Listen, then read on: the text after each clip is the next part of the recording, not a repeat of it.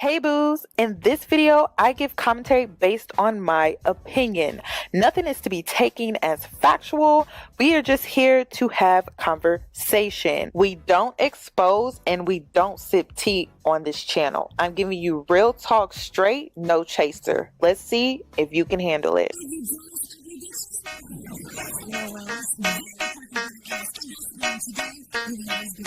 Cause I'm a boss. I haven't done anything for you to be proud of. Of course you have. You are marrying a man who can support you.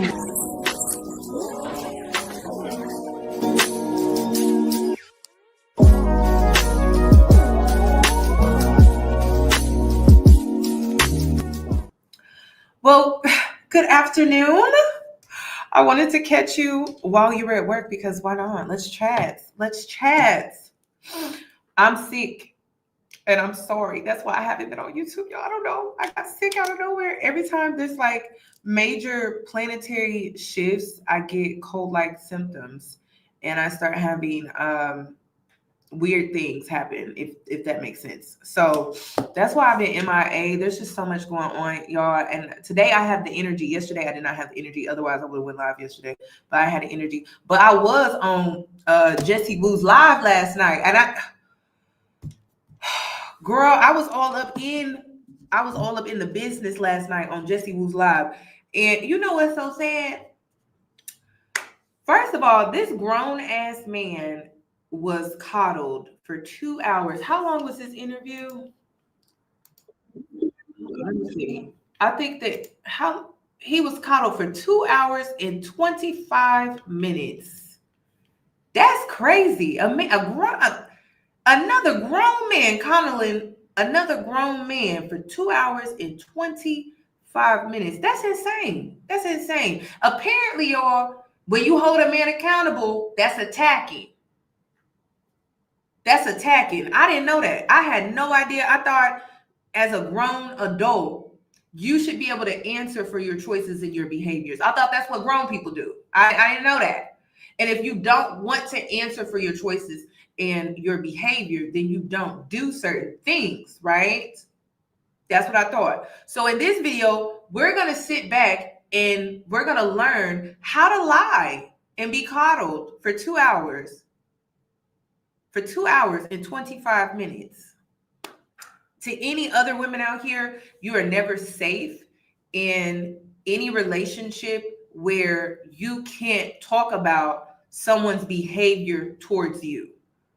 If you can't address them and confront them and just get a direct response regarding their behavior towards you, whether it's disrespect or just something that they did that made you uncomfortable, and you can't address them, they feel attacked, or they call it nagging, you're not safe in that relationship. It could be with a man, it could be with a friend.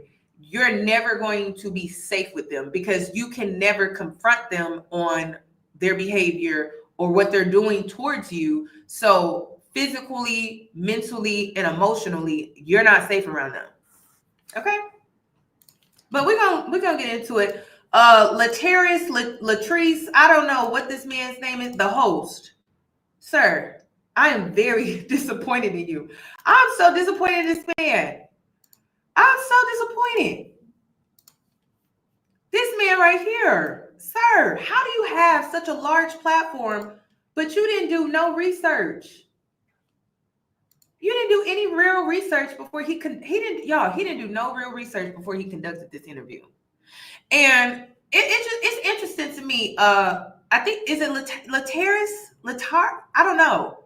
Sir, how do you not understand as a Christian man that you are creating a space for pathological liars, deadbeats?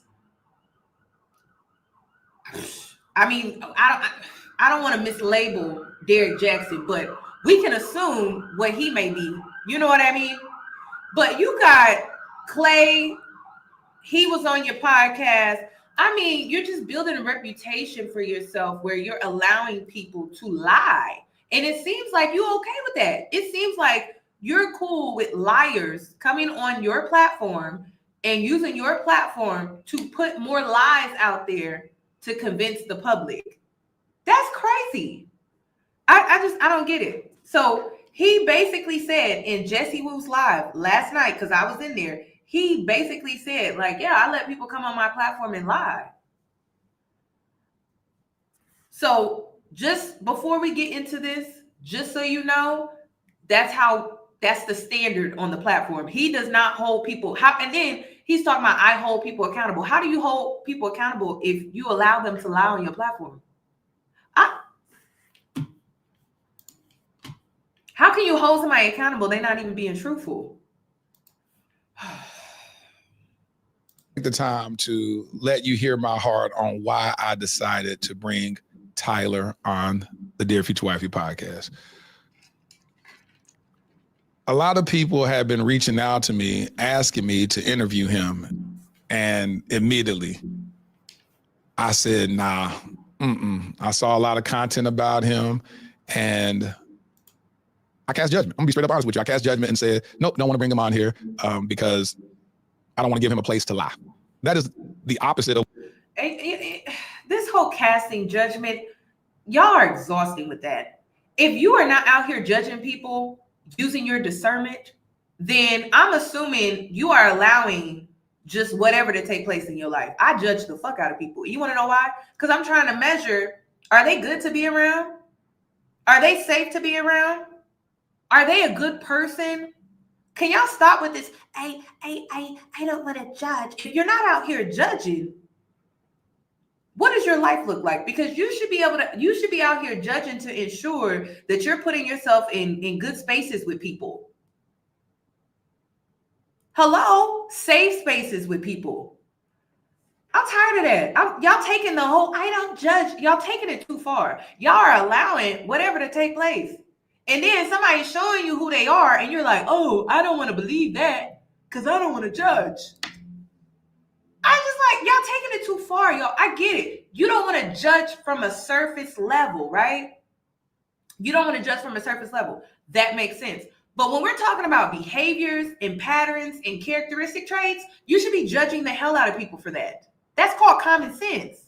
But you know what?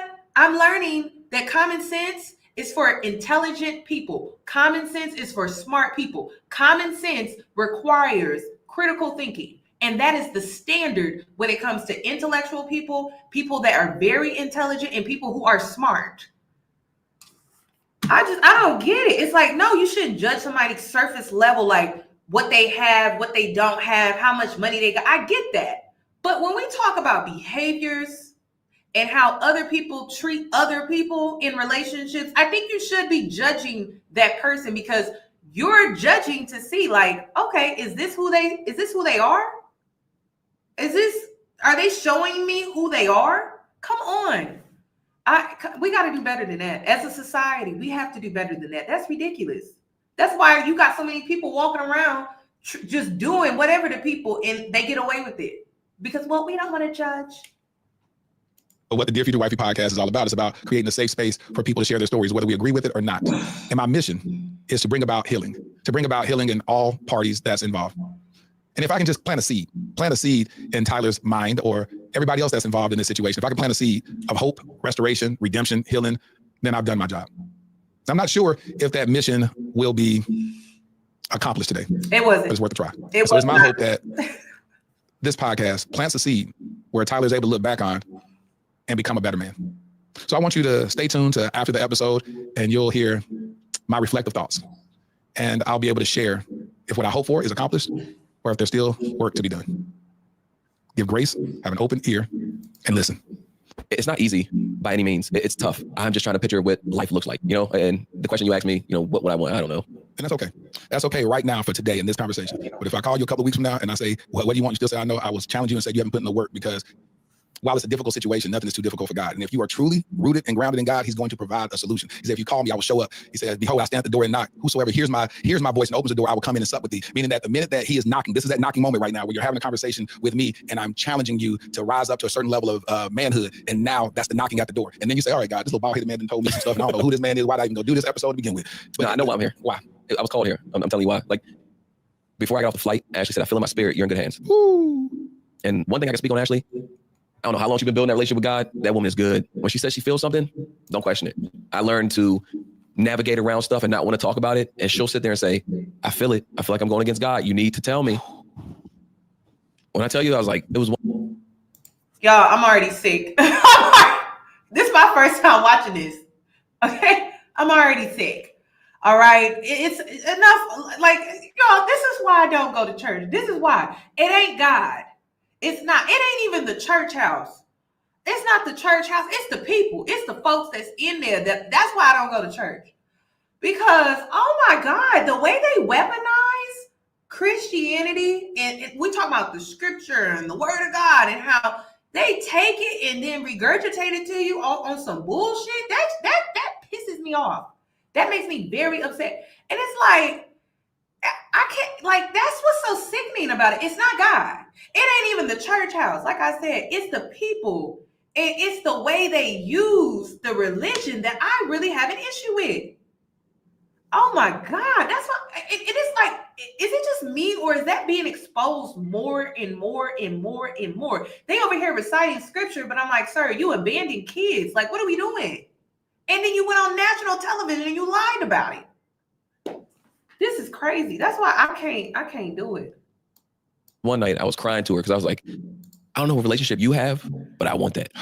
Dear Future Wifey. Okay, scripturally, the Bible says your father has already designed and purposed you. I experienced an invitation of God this morning. So you got to become an elite decision maker. Interviewing him, and I said, this can be quite controversial, and till death do we part, among other things. And so when this queen took these vows with you, she's getting a lot of negativity. She's getting a lot of people saying that she is unwise with marrying you, when this whole experiment and this experience that y'all went through is an opportunity for her to date outside of her typical preference and to have an emotional connection with somebody that supersedes the physical. Yeah. Luckily, both of y'all are attractive people, so y'all won both ways. But a lot of times a lot of people are saying that she lost by taking a vow with you with the information that has come to the world's knowledge. What do you feel about your wife being attacked as much as she is? For me, this is attack me. I've said it multiple times, attack me. She had nothing to do with the situation. I will say 20 times anywhere, she does not condone leaving kids. She doesn't condone abandoning kids. Sir, it's too late for that. Ashley should have kept quiet. She should have sat there and just looked pretty. But no, she kept talking. Okay, she was vouching for you, defending for you. She was speaking about a situation that she didn't even witness. Who do that? She should have never spoke out on your behalf about a situation she was not there to witness. So she brought that on herself. All right? She brought that on herself. She should have never spoke out publicly about your situation at all. She should have just shut up. But no, she was going hard for you out here in these streets, speaking on a situation that she didn't even witness. That's insane. She loves all her nephews. She's a very loving person. What people don't understand, or they do understand, they just don't want to hear it sometimes, is it's been a year. Yeah. She has information and people say, no, you don't. She doesn't have to share our personal information. Does she check me for things? Absolutely. That's what a wife does. Will she check me in front of cameras? No, I wouldn't do it to her either. That's good. So what we talk about in private, a lot of it may never be public. And I get that what was shown was entertainment. Right. It was entertainment, but now our lives are real. So the part that you've seen on TV, what was shown, that was the entertaining part. This is real. So if she doesn't step in front of camera and drag me through the mud like everyone else is doing, she's a pygmy, she's a bird. She's not that at all. You won't check her in her face. I'll tell you that, because I won't either. My question to you is, what made you decide to go on Netflix's Love is Blind? I've heard so many people say this, and I honestly mean it. I don't watch TV. Ashley can vouch for me. I don't watch reality TV. I'm still old school. I go to the movies, still buy popcorn at the movies. They reached out on my LinkedIn. I had no clue what the show was about. I could tell he lying about that, y'all. This man knows about reality TV. All right. He knows about reality TV. He knew about Love is Blind. He was talking about that in conversation with Bride in text, in the text messages. Tyler, y'all, I have to be honest with you. Tyler never fooled me. I told y'all, he never fooled me. I saw right through this man day one. Day one. Tyler is the type of person where he is a pathological liar. He believes the lies that he tells. He does. And he's very good at convincing people when it comes to his lies because he believes the lies that he tells. If you want to be a good liar, believe in the lies that you tell. That's how you become a good liar. So, no, he knew about Love is Blind. Bri knew about Love is Blind. Come on now. Went through the entire process, figured it wasn't a scam because they didn't ask for any bank information. So I was like, we're good here. Got on the show. Once going to the show, I just figured I've tried love every other way. You know, I've done the dating apps, been in these streets, and nothing comes from it. It's so hard to find a wife. So if you have an opportunity to try something out of the norm, not saying that I was going for a wife, but why not go try? Luckily, I came out with a wife, but it was all worth it. We know. I don't get this. He didn't know nothing about the show. But he went on the show to find a wife. But he didn't go on the show to find a wife. So Tyler, why was you on the show? Clay said the same thing. I'm like, why are y'all signing up for a show and it's about finding love and finding a wife, but that's not why you really there?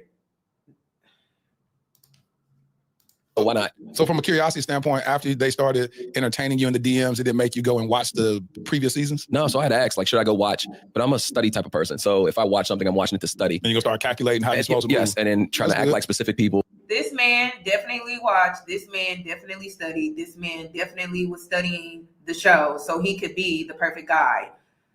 He was definitely watching. And they were like, no, if that's who you are, don't even go look. So I avoided watching the show for that specific reason because I'm just going to be me and this is what you'll get. So going on the show, you were prepared to actually, if all things. Whenever you're dealing with a guy like this, reverse it, okay? So he's saying that's not what he did, but that's actually what he did. He just gave you the formula of what he did and how he was able to get on the show and win people over for the first few episodes before he was blasted on social media. So he just told you what he was out here doing. He went back, he watched the previous seasons, he studied, and da-da-da-da. This is how you read in between the lines when you're dealing with a pathological liar, because they're not going to tell you the truth directly. You got to weed through the bullshit, okay? So weed through.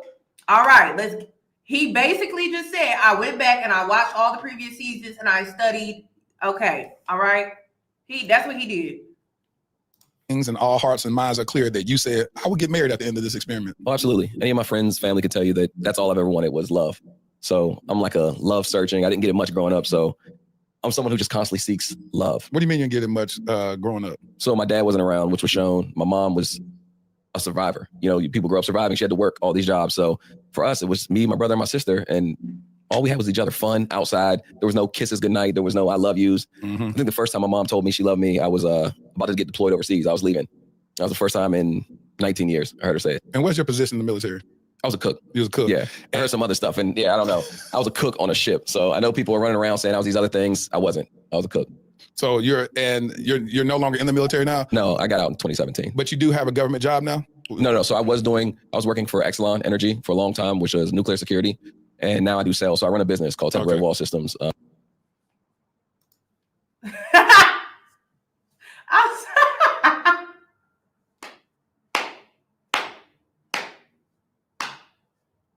Yo, I'm sorry. This is dusty. I'm sorry. This is so dusty to me. Oh, let me get my Kleenex. Y'all, this man was a cook on a ship. Love is Blind. Y'all are so wrong for this. Like y'all are so wrong for this. Y'all are so wrong. You know, I would be feeling so bad for Ashley if she wasn't out here defending this man so hard. I would really be on her side. I'd be feeling so bad. Like, girl, you really got duped. But you was a cook on a ship. Oh, that's crazy. And listen, ain't nothing wrong with being a cook on a ship, but it's just the way he was presented to us. It was how he was presented to us. It's like if he would have came on the show and he was like, yeah, I was a cook. I worked in the military. I was a cook on the ship. It would be different. But that's not like, remember when he met Ashley's daddy and he was like, oh, you one of them smart dudes. You one of the smart ones. Oh my God, this is embarrassing. Okay. It's a franchise, but it's me running the entire business. So people online have been saying you've been misleading people on your profession. No, that's when I applied for the show, I was nuclear security. So I had been there for 10 years. Okay. So I've done it for a very long time. And I wanted to. Sir, you tried to make it seem like you sat behind a computer all day. All right. not patrolling a nuclear plant on foot with a flashlight. Okay, that's not. Did I read that wrong, or was it just because the way the show fluffed it up? You know what I mean? I'm like, oh, okay, it seems like he got a good job. Like and I'm not saying a security guard, it's not a good job, but it was just like, it seemed like he was higher ranked in a more qualified, higher ranked position that involved a degree. That's how he presented himself. So nothing wrong with having a security guard, y'all, because having a job, okay, a job with a W-2, it paid them bills. You get what I'm saying? But that's not how he was presented to us. So it was kind of like, well, damn, we thought you. But he was a security guard, y'all. He was the top flight security guard with the flashlight. Freeze! He was like that. All right. So he was not behind a computer. I thought he worked with computers. That's what I thought. But girl, he was out there on the field, like freeze with the flashlight, like freeze, don't move. Let me call the police. To get away from it because it was a very boring, it was boring. So you protect it, but it was a sit there. I didn't get to talk to people every day. I'm someone who loves to interact with people. So I was like, what can I do? Switched over to sales, ended up with a great guy. His name's Drew. He runs the entire business. And he was like, look, I bought a franchise. I trust you. Let's see if you can run it. And I've been there for almost 10 months, almost coming up on a year now. Were you surprised when I named the people I cared about? When I said I care about Bree, I care about Deshauna. One group of people that I left out that are extremely important are the kids. So I definitely care about them. Was that like, why you care about Deshauna? Why you care about Bri? I said Bree, but Bri. Did that shock you to hear me say I care about them? No, it didn't shock me. From speaking or watching your platform, and if you're a God-fearing man, I don't expect you to not love anyone else, you know? Because I believe in healing. I believe that everybody has a story that they've lived, these experiences that they have, the way they see and view life and relationships, how they're viewing you. People that are watching this podcast are going to be viewing you through their own trauma. The things that you say are going to either trigger them because they're going, I met a guy just like him, but you're not talking to Tyler. Like you're hearing Ray. You're hearing it's PTSD. Joe. Yes, and so you're responding out of that. And so what I try to do on the Dear Future Wifey podcast is to create a safe space where you, sir, who's sitting on this yellow couch, you have the opportunity to share truth. And I don't like when people say your truth. I don't like people say I'm gonna share my truth, because if I've convinced myself that a lie is a truth, then I'm sharing my truth. Right. It's a lie, but I'm sharing it as truth. Absolutely. To me. I care about the Latarius, listen, we didn't come here to listen to you talk. All right, we came to listen to him talk. And listen, ladies, please listen to me. When you doing too much talking, right? He reading the situation, he gonna play off of that. A liar, a pathological liar is gonna play off of that. He gonna feed into and mirror whatever energy you're putting out there, which is why you should shut up and not talk so much, because then they have nothing to go off of. He's giving him a laundry list of things that he could go off of to further manipulate the situation and also lie his way out of the situation. That's why when you truly are trying to corner a pathological liar, you ask them a direct question and you wait for them to answer. That's it. And if they don't give you a straight answer, it's a lie. It's really that simple. Do not overcomplicate it. So he's talking all this talking and stuff, and all Tyler got to do is mirror back the conversation and then lie and manipulate further. And it's easy to do that. Oh my God, this is the only reason why I'm reviewing this, so I can teach women how to weed through lies, manipulation, and bullshit. Because first of all, you can't talk so much. He's doing too much talking.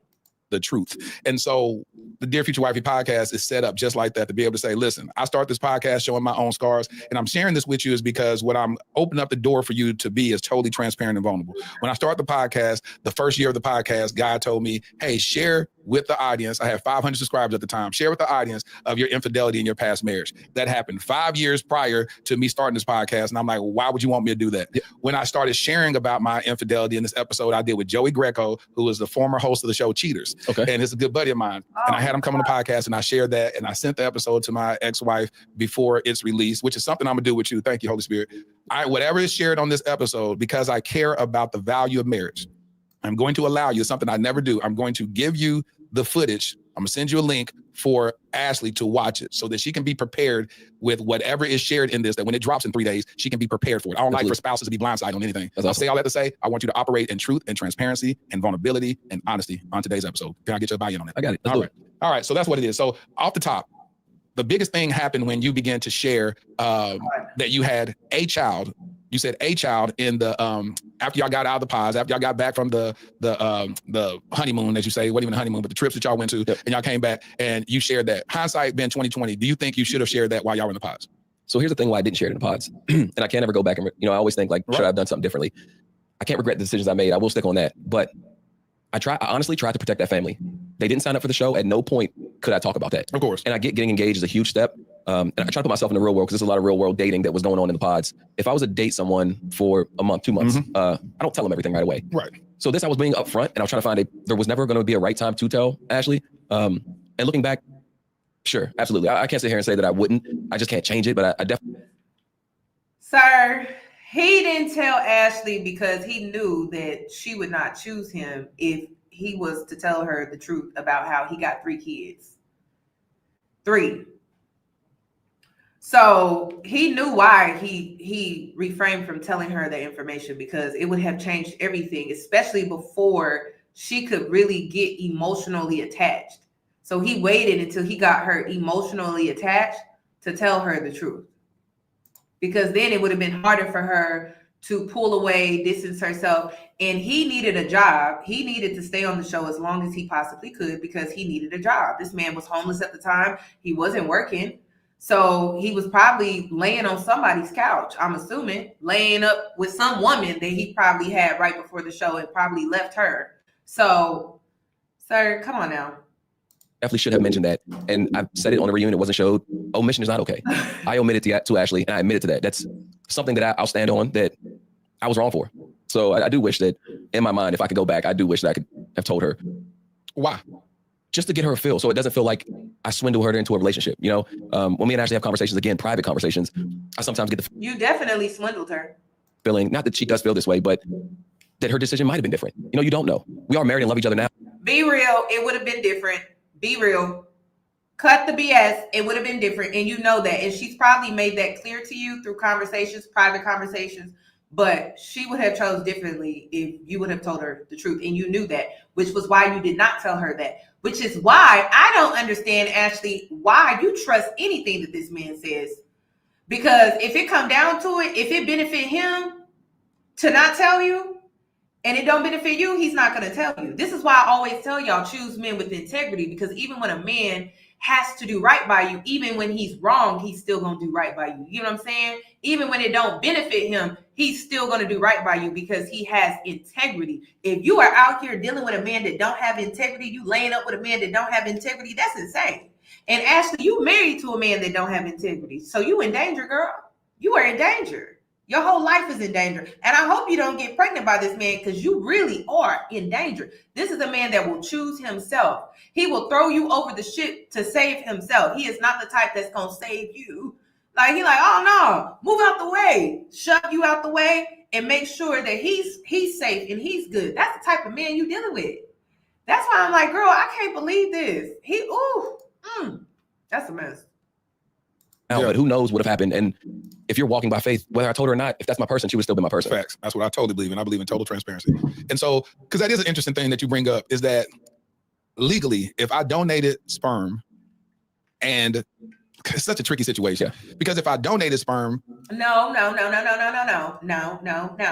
See, you didn't do your research. And see, this is what is already making me upset. Lateris, sir, he did not donate sperm legally. Okay, that's why he's in this situation, because he would have the court documentation. He would have the paperwork that said, I donated my sperm. You have to go through so much paperwork to even do that. So there was no paperwork regarding the sperm that he donated. That's why we're all here today, sir.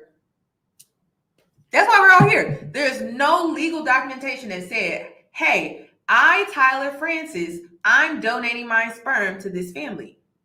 And it was because they wanted to do this, what's it called? Turkey baster routine. and they didn't want to go through an actual sperm donor bank, if they would have went through a sperm donor bank, we wouldn't even be having this conversation today. You wouldn't even be sitting down with this man, and he wouldn't be lying to your face like this if that was the case. That's why I'm just like, sir, why did you even agree to do this interview if you weren't going to do proper research? And people adopt kids all the time, and it's just so many. Try not to unpack it all because it can be very tricky. Yeah. What I mean by that is that I adopted a child before. Okay. I adopted my child. Yeah, I adopted my nephew, and then I adopted a total stranger, my son Armani.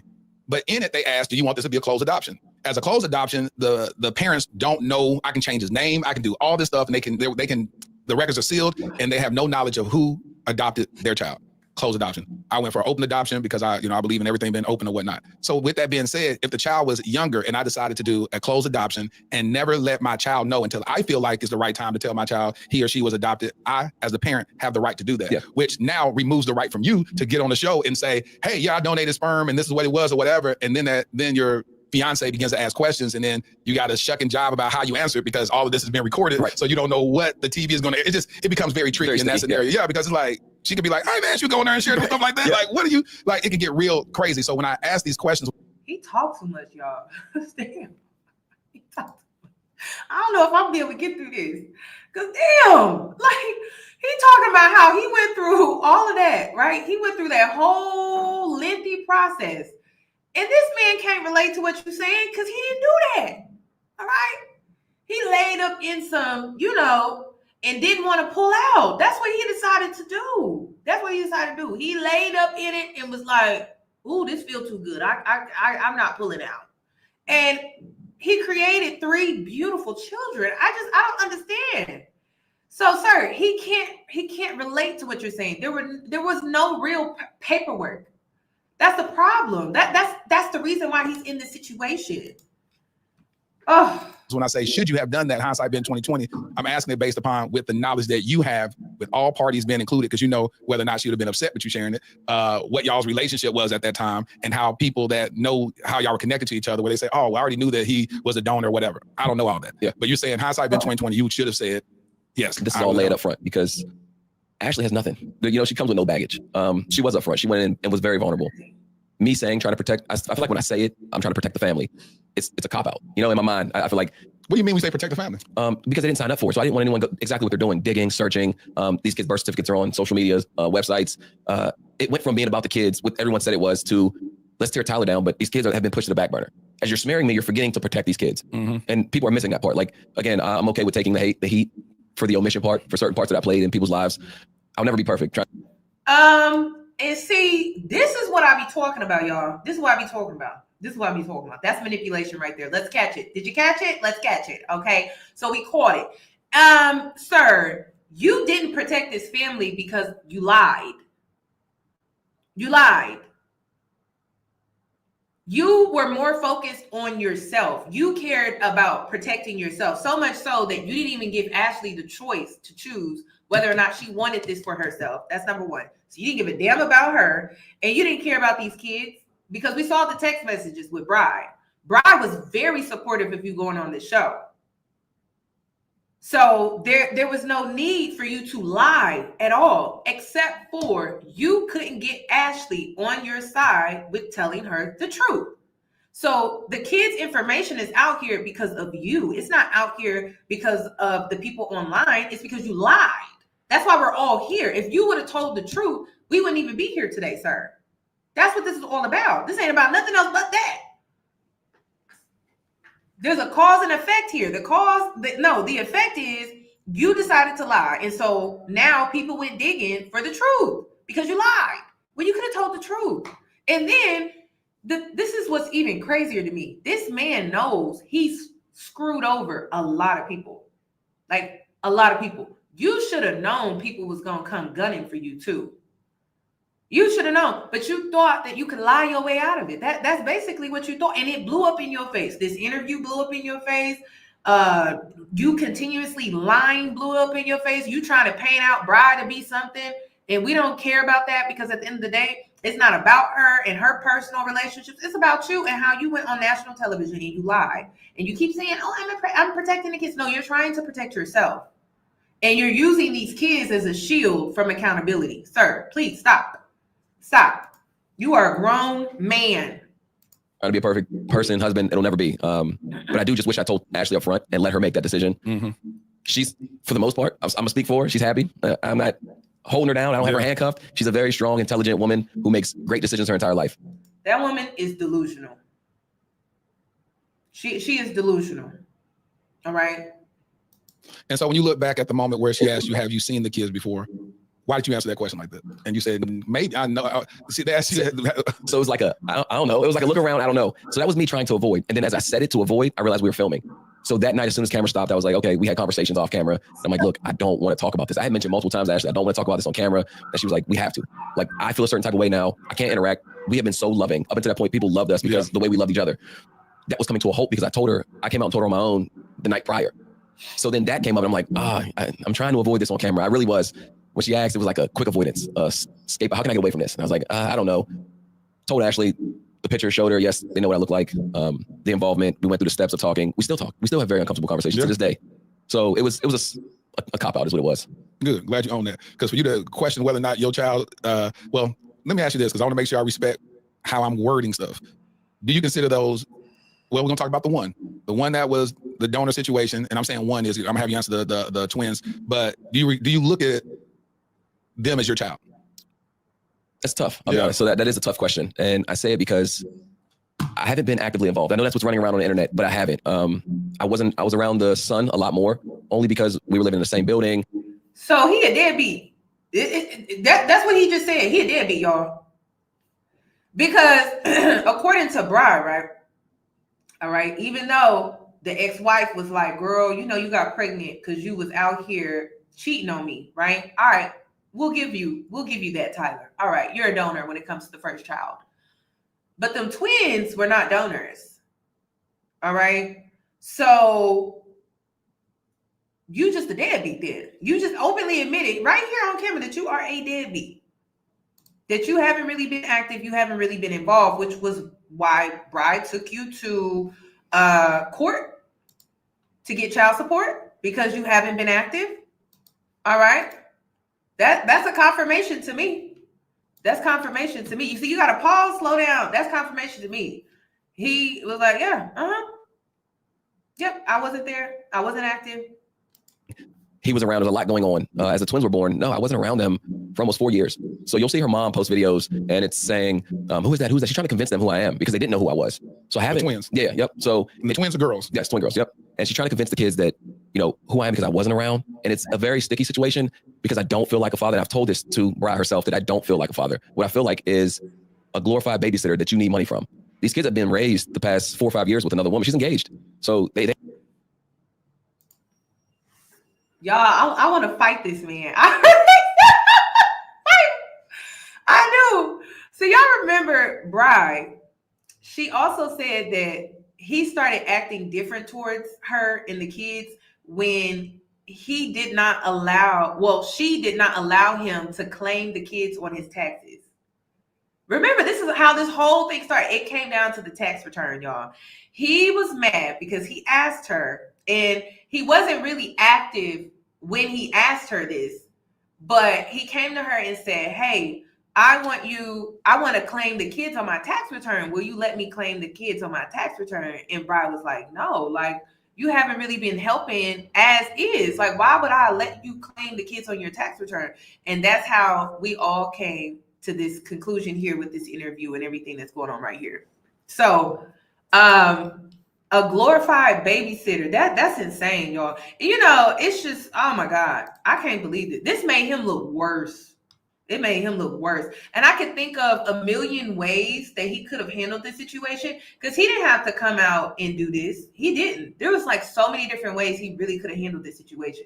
But this is what he decided to do. And to be honest, he just made it worse. They have been raised in a 2-woman household, which I initially was signing up for. So I had to be okay with that if I did step back. Right. And it's not an easy situation to step out of. Like, I do feel for the kids. But the more clarity I get, I'm just a people pleaser, extreme people pleaser. So Bride has a way of being convincing where she's like, she'll go through an argument with her fiance or whoever she's dating at the time. She's wrapped in a relationship. And she's like, hey, you know, can you come back around? Can you be around? And I think I'm making bad decisions. Like maybe I should be in their lives. And I'm not putting it on her because I'm still a grown man making decisions on my own. Absolutely. But the touch and go of he's been active this entire time, it's not true. The pictures you. This is what, okay, he making it about bride, but it's about the kids. It's about the kids. It's not, and this is why I be telling people, stop having kids if you don't know how to be selfless. The whole purpose of having kids is to be selfless. You have to be selfless when you have kids. You can't be selfish. You cannot be selfish. Because you have to be the type of parent to put your own feelings and emotions aside, sometimes even your own sickness aside to care for a child. And if you're not willing to do that, don't have kids. Don't be stupid and have kids. It's too many stupid people out here having kids and then want to be like, well, I didn't know it was going to be all of this. You have to be selfless when you become a parent, period. And that's a daily thing. That's not, oh, when you want to or when you feel like it. No, it requires you to show up every day and be a selfless guide, literally, and raise a child. That is what it requires. So, sir, it's not about these kids. It's about how you were around and now you're not around and you don't seem to care how that impacts them. But then you'll sit up here and talk about how your dad wasn't there for you and your mom didn't tell you that she loved you until you reached a certain age. So it's like, if this was your own experience, how dare you do these kids like that? It's disgusting. How dare you do kids like this? And if there are photos of you being around, that means they know of you. They know you. They know you. So it's not about bride. It's not about you. It's about the kids and their well-being and how they're being treated and cared for and looked after. It's not about you. So again, selfish, just very selfish. And Ashley is selfish as well. Selfish, not caring about how this is truly impacting the children emotionally, mentally. Y'all don't care about the kids, and it shows just in your conversation and how you're speaking. You have all this energy for bride, and it's like, we're not here because of bride. We're here because you decided to show up and be this quote unquote father figure, and now you decided to disappear around the time that you decided to go on the show. So it is just no. You do see they are very intimate. Holidays, birthdays.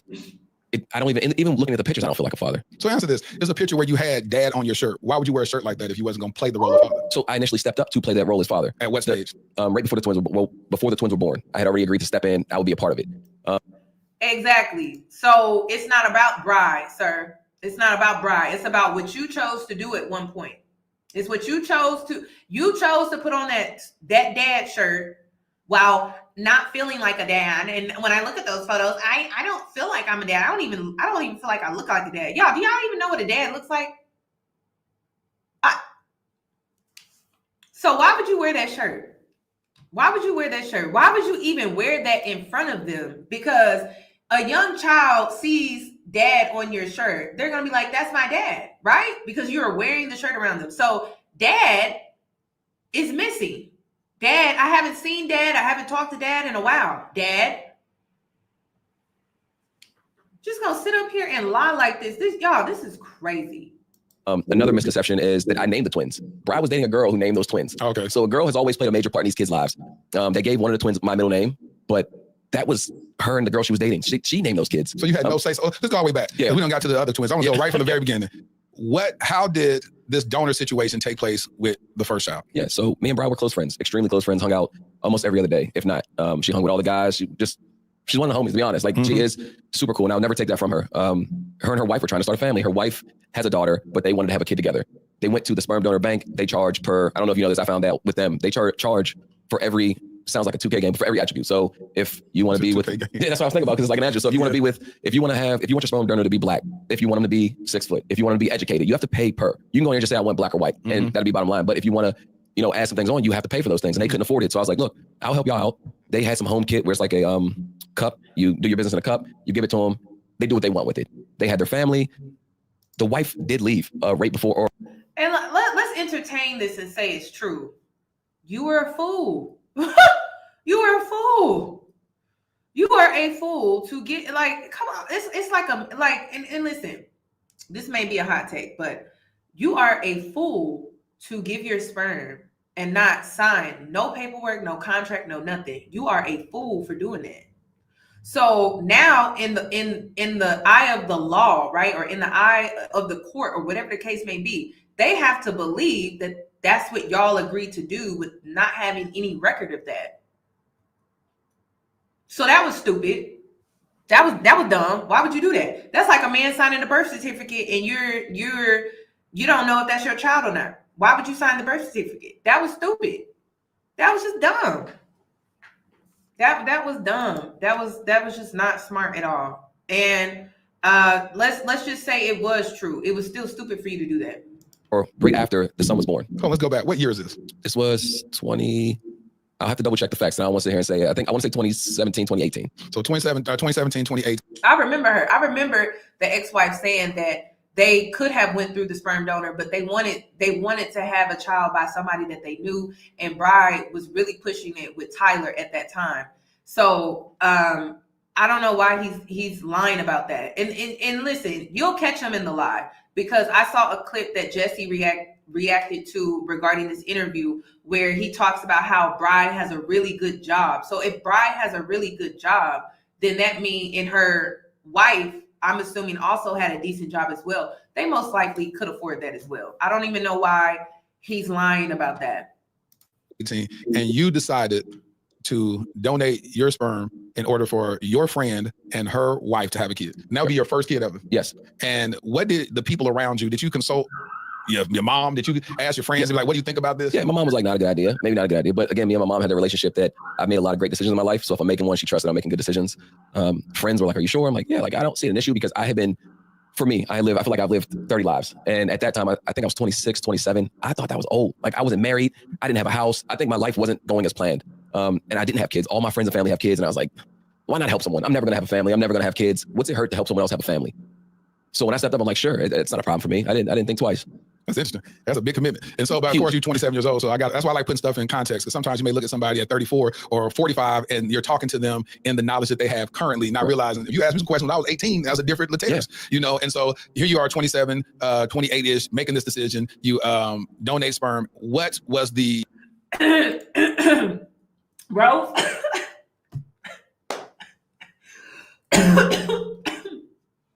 Girl, that's why I feel like there's some karma at play here, y'all. With Bride, I feel like, girl, she really going through it, because she did the ex-wife dirty. She did the ex-fiance dirty. She screwed over 2 women, and now she getting screwed over by this man. In the worst way. And you know who I feel bad for? The kids. I feel bad for the children. I do. Because, girl, I do. Because I was on Jesse's live when she was talking with the ex-wife. And basically they had like this secret relationship going on, and she knew nothing about that, which was why she felt so comfortable to ask Tyler to be the quote unquote donor. So it's not shocking to me.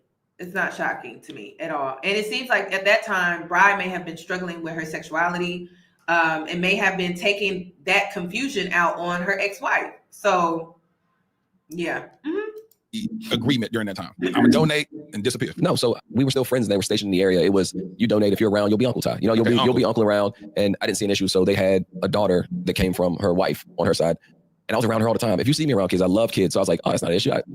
Why not? I'll be the uncle. Do you realize, I think I saw a video with someone talking about, I think it was Deshauna was saying that her original...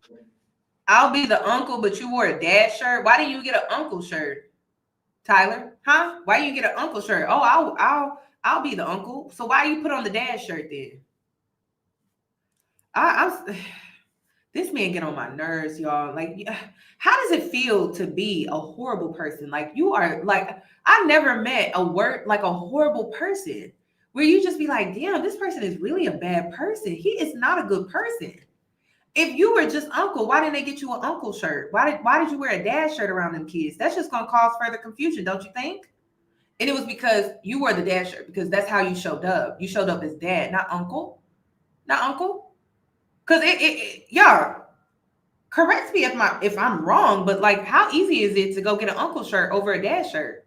I think you can go on Amazon and get you an uncle shirt. Because when my niece was born, I bought my whole family, uncle, grandma, auntie, and then I also bought dad. I bought the whole family graphic shirts, literally graphic shirts.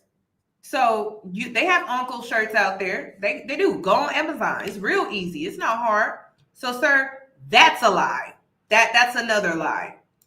Desire was, if it was going to be a donor situation, it had to be somebody that they didn't know. Is that true? No, that's not true at all. I was friends with all of them. We hung out every day. So I don't know why that would even be a thing, because we were all cool. I was hanging around her daughter. Why would I then donate sperm and then we just don't become friends anymore? Or she's saying don't use Tyler period. Just go find Joe Smo. Get a total stranger and do it. She's the one who said thank you. They thanked me multiple times. I got receipts. Well, where you got? Yeah, I want to see some thank yous because I want to start seeing some text messages and stuff. So y'all were cool. Yes. So the chat. Sir, I don't like it when people do that. I hate when people do that, when they be like, oh, I got receipts. Well, pull them up. Let's see. Let's look at the receipts. I hate when people mention receipts, but then they don't want to pull it out. Pull it out. When the child was born, were you a part of their lives? And when you say part, y'all were friends, but how active were y'all? Were y'all just cool, but y'all see each other every so often? Or now that she's pregnant, you're like a regular person in their life. You're seeing her, every other week or every other day or talking to her daily. What was that relationship like? No, so it wasn't like I went along with the pregnancy. None of the pregnancies did I ever go process day in, day out with. And no, we all lived in the same building. So I lived down on the first floor. Her and her wife lived on the third floor. So we would hang out. We would do game nights. All friends would come over. It was still a friendship. Once I helped them and Bride did become pregnant. Bride said y'all actually lived together. Outside of this apartment, y'all actually lived together. There was a home that, I don't know if it was like a townhouse or something like that, but there was an actual home that you lived at after the situation with her wife did not work out, when they separated. So y'all moved in together after that. And that's when the twins came about. So, sir, come on now. He don't, and he's very particular in how he words things and how he says things, and he skirts around the truth. And he's able to do that because he didn't do his research, because it would have been a simple rebuttal would have been, well, Bride, your ex, Bride, well, not your ex, the lesbian woman that you decided to donate sperm to, she said that y'all actually lived together. You got a place together after her and her ex-wife separated. So what happened about that? What's up with that? The relationship didn't change at all. I still was just hanging around them as if they were my friends. I would talk to them once a week. What y'all doing Saturday? We're gonna come over. So we would drink, not her because she was pregnant, but she would drink, her wife would, and we would hang out just to be in company. And you see how he's combining what it was, and he's not talking about what it transitioned into originally with the first child. I believe he's telling the truth here. But once the ex-wife was out of the picture, they decided to create a family after that. They decided to be a family after that. So it didn't work out for whatever reason, but they decided to try to make it work. And it was around the time that I believe she found out that she was pregnant with twins. So, which is why they have that family photo where it's the oldest child, and then it's Tyler, and then it's her, and it's like a family photo. So why is he not talking about that? He's skirting around the truth. Were you in a relationship at that time? No, I wasn't. So when were you allegedly engaged with another woman at the time? That was the end of 2016. And so in 2016, was the child, she was still pregnant with the child, right? No. She wasn't pregnant or didn't have the kid until September. I don't remember, it's September, but I'm trying to think if it was 2018 or 2017. So around that time. So the narrative that's going out where you took your then fiance to a baby shower, what are they referring to? No, she wasn't at a baby shower. Me and Ashley talked about this. I've never went to a baby shower with her. And that situation, which is extremely wild, she's the one who cheated. Sir, if it's not Vanessa and Nick, it's Later's, sir. Gosh, he missed it. So it was a gender reveal. He brought her to a gender reveal and did not tell his fiance at the time that he had donated his sperm to the lesbian couple, but he had brought her to the gender reveal, and the whole time she didn't even know that was Tyler's donated sperm.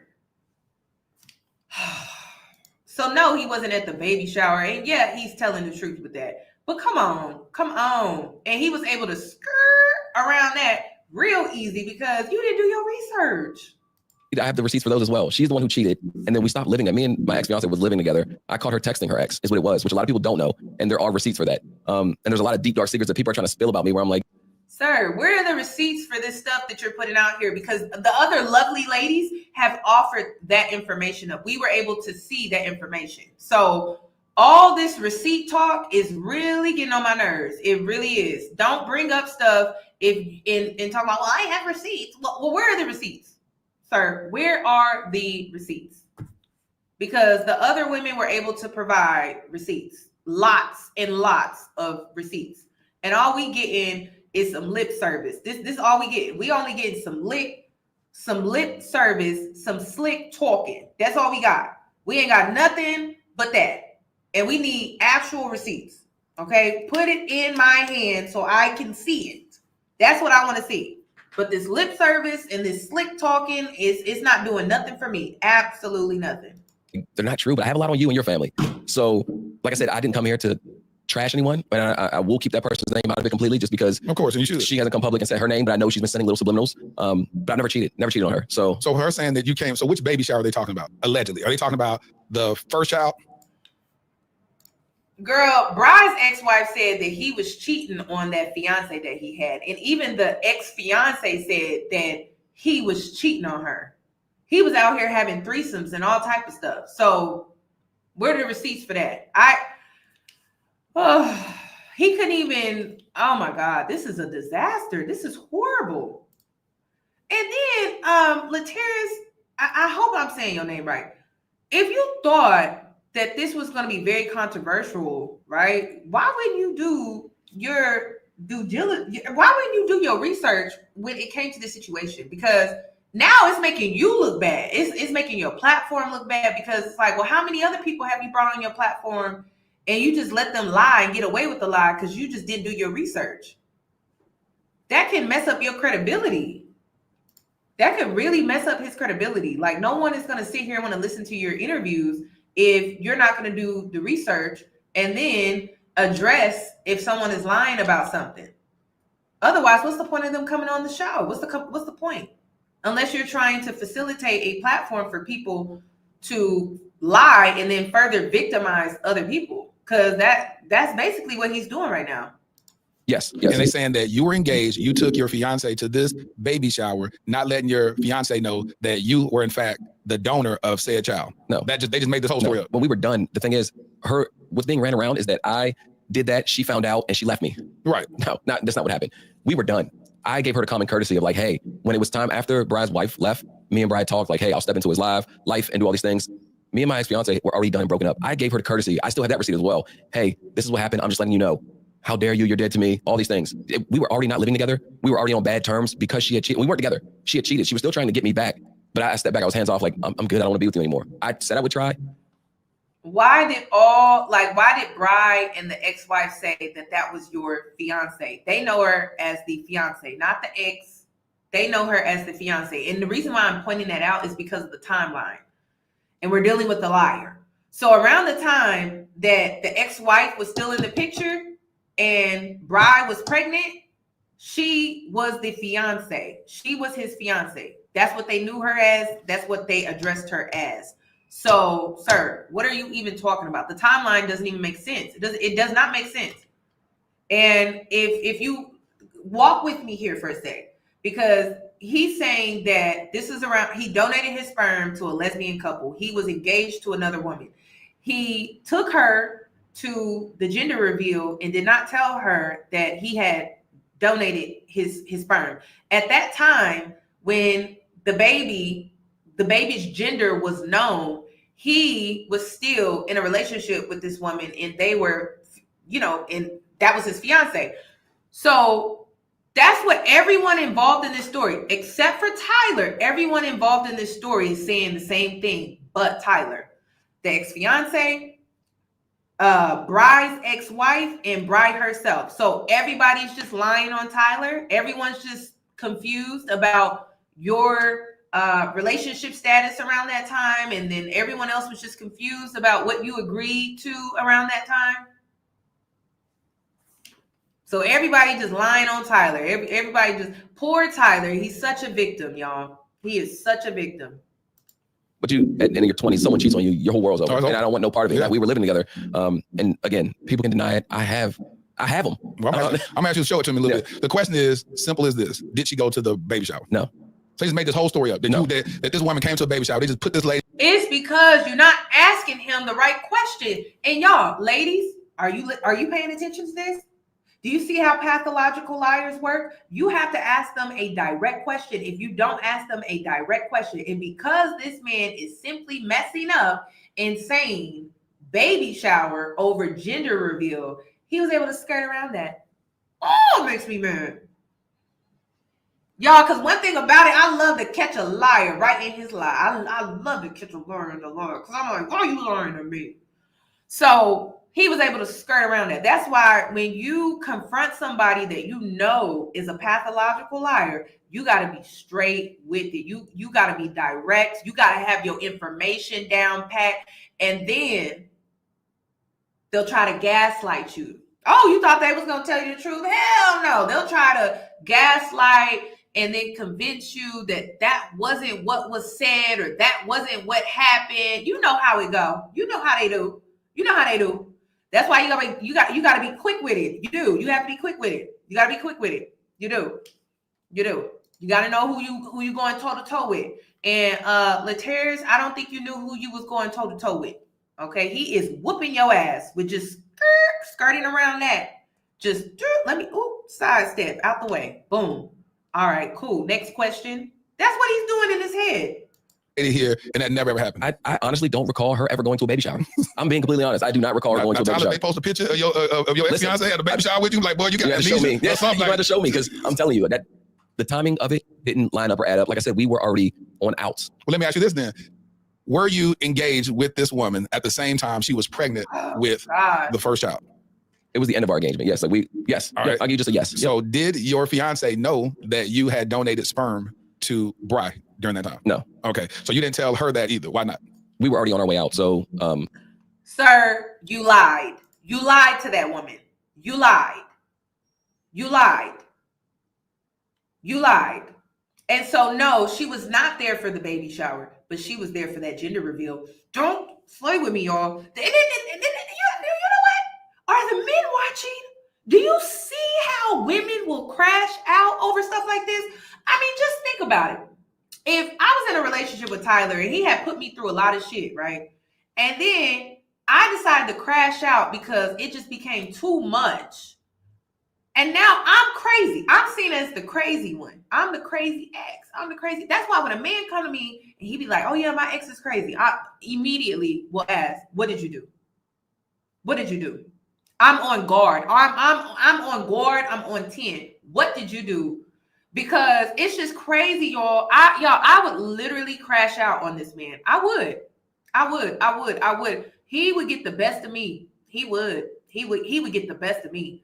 Because he just, I don't know how any woman would want to deal with this. Seriously. And Ashley, this tells me what you're dealing with, sis.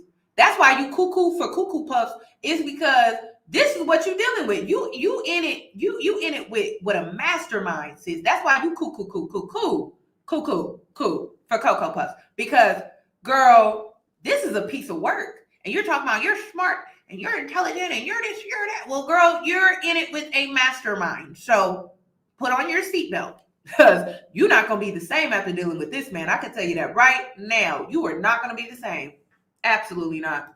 But you got 9 months of pregnancy. No, so that's what I'm saying. It was the time after I found out she cheated. So once she cheated, it was already, so we hadn't officially ended. We were still seeing each other, but we weren't living together. That's the thing. So we were done. She hadn't given a ring back. But when did y'all get engaged? I'm talking about during what time?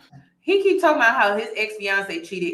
It's you know what it's really giving? It's giving, I thought she was cheating because I was cheating. I started cheating on her first. And so I thought she cheated on me. And so I tried to cheat back. That's what it sounds like. That's what it sounds like. Sound like they had a toxic relationship. That's what it sounds like.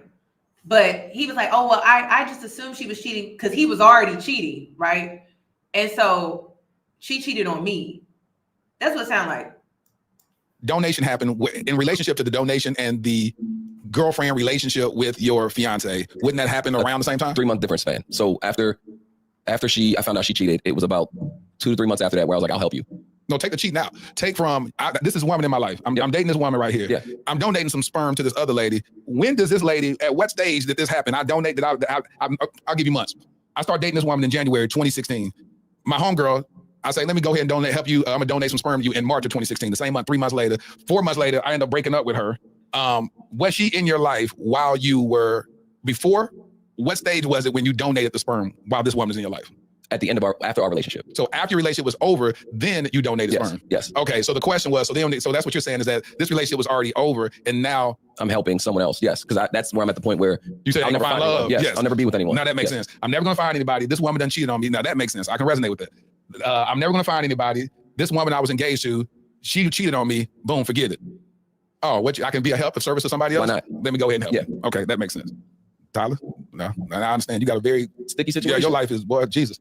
So, because you got some decisions, because you be making life decisions, and it's just. And that's the thing is, which I realized, I never had any proper guidance. I see. So the decisions I'm making, I've always based it on, I'm successful, I can do this. Standing back, like, no, I couldn't have done this. Maybe I should have had a mentor. Maybe I had someone to talk to, but I didn't have anyone around me at the time to talk me through any of this. And you're 27 years old, your frontal lobe just got developed last. Oh, poor Tyler, y'all. Poor Tyler, y'all. He's such a victim. He's so, oh my God, like.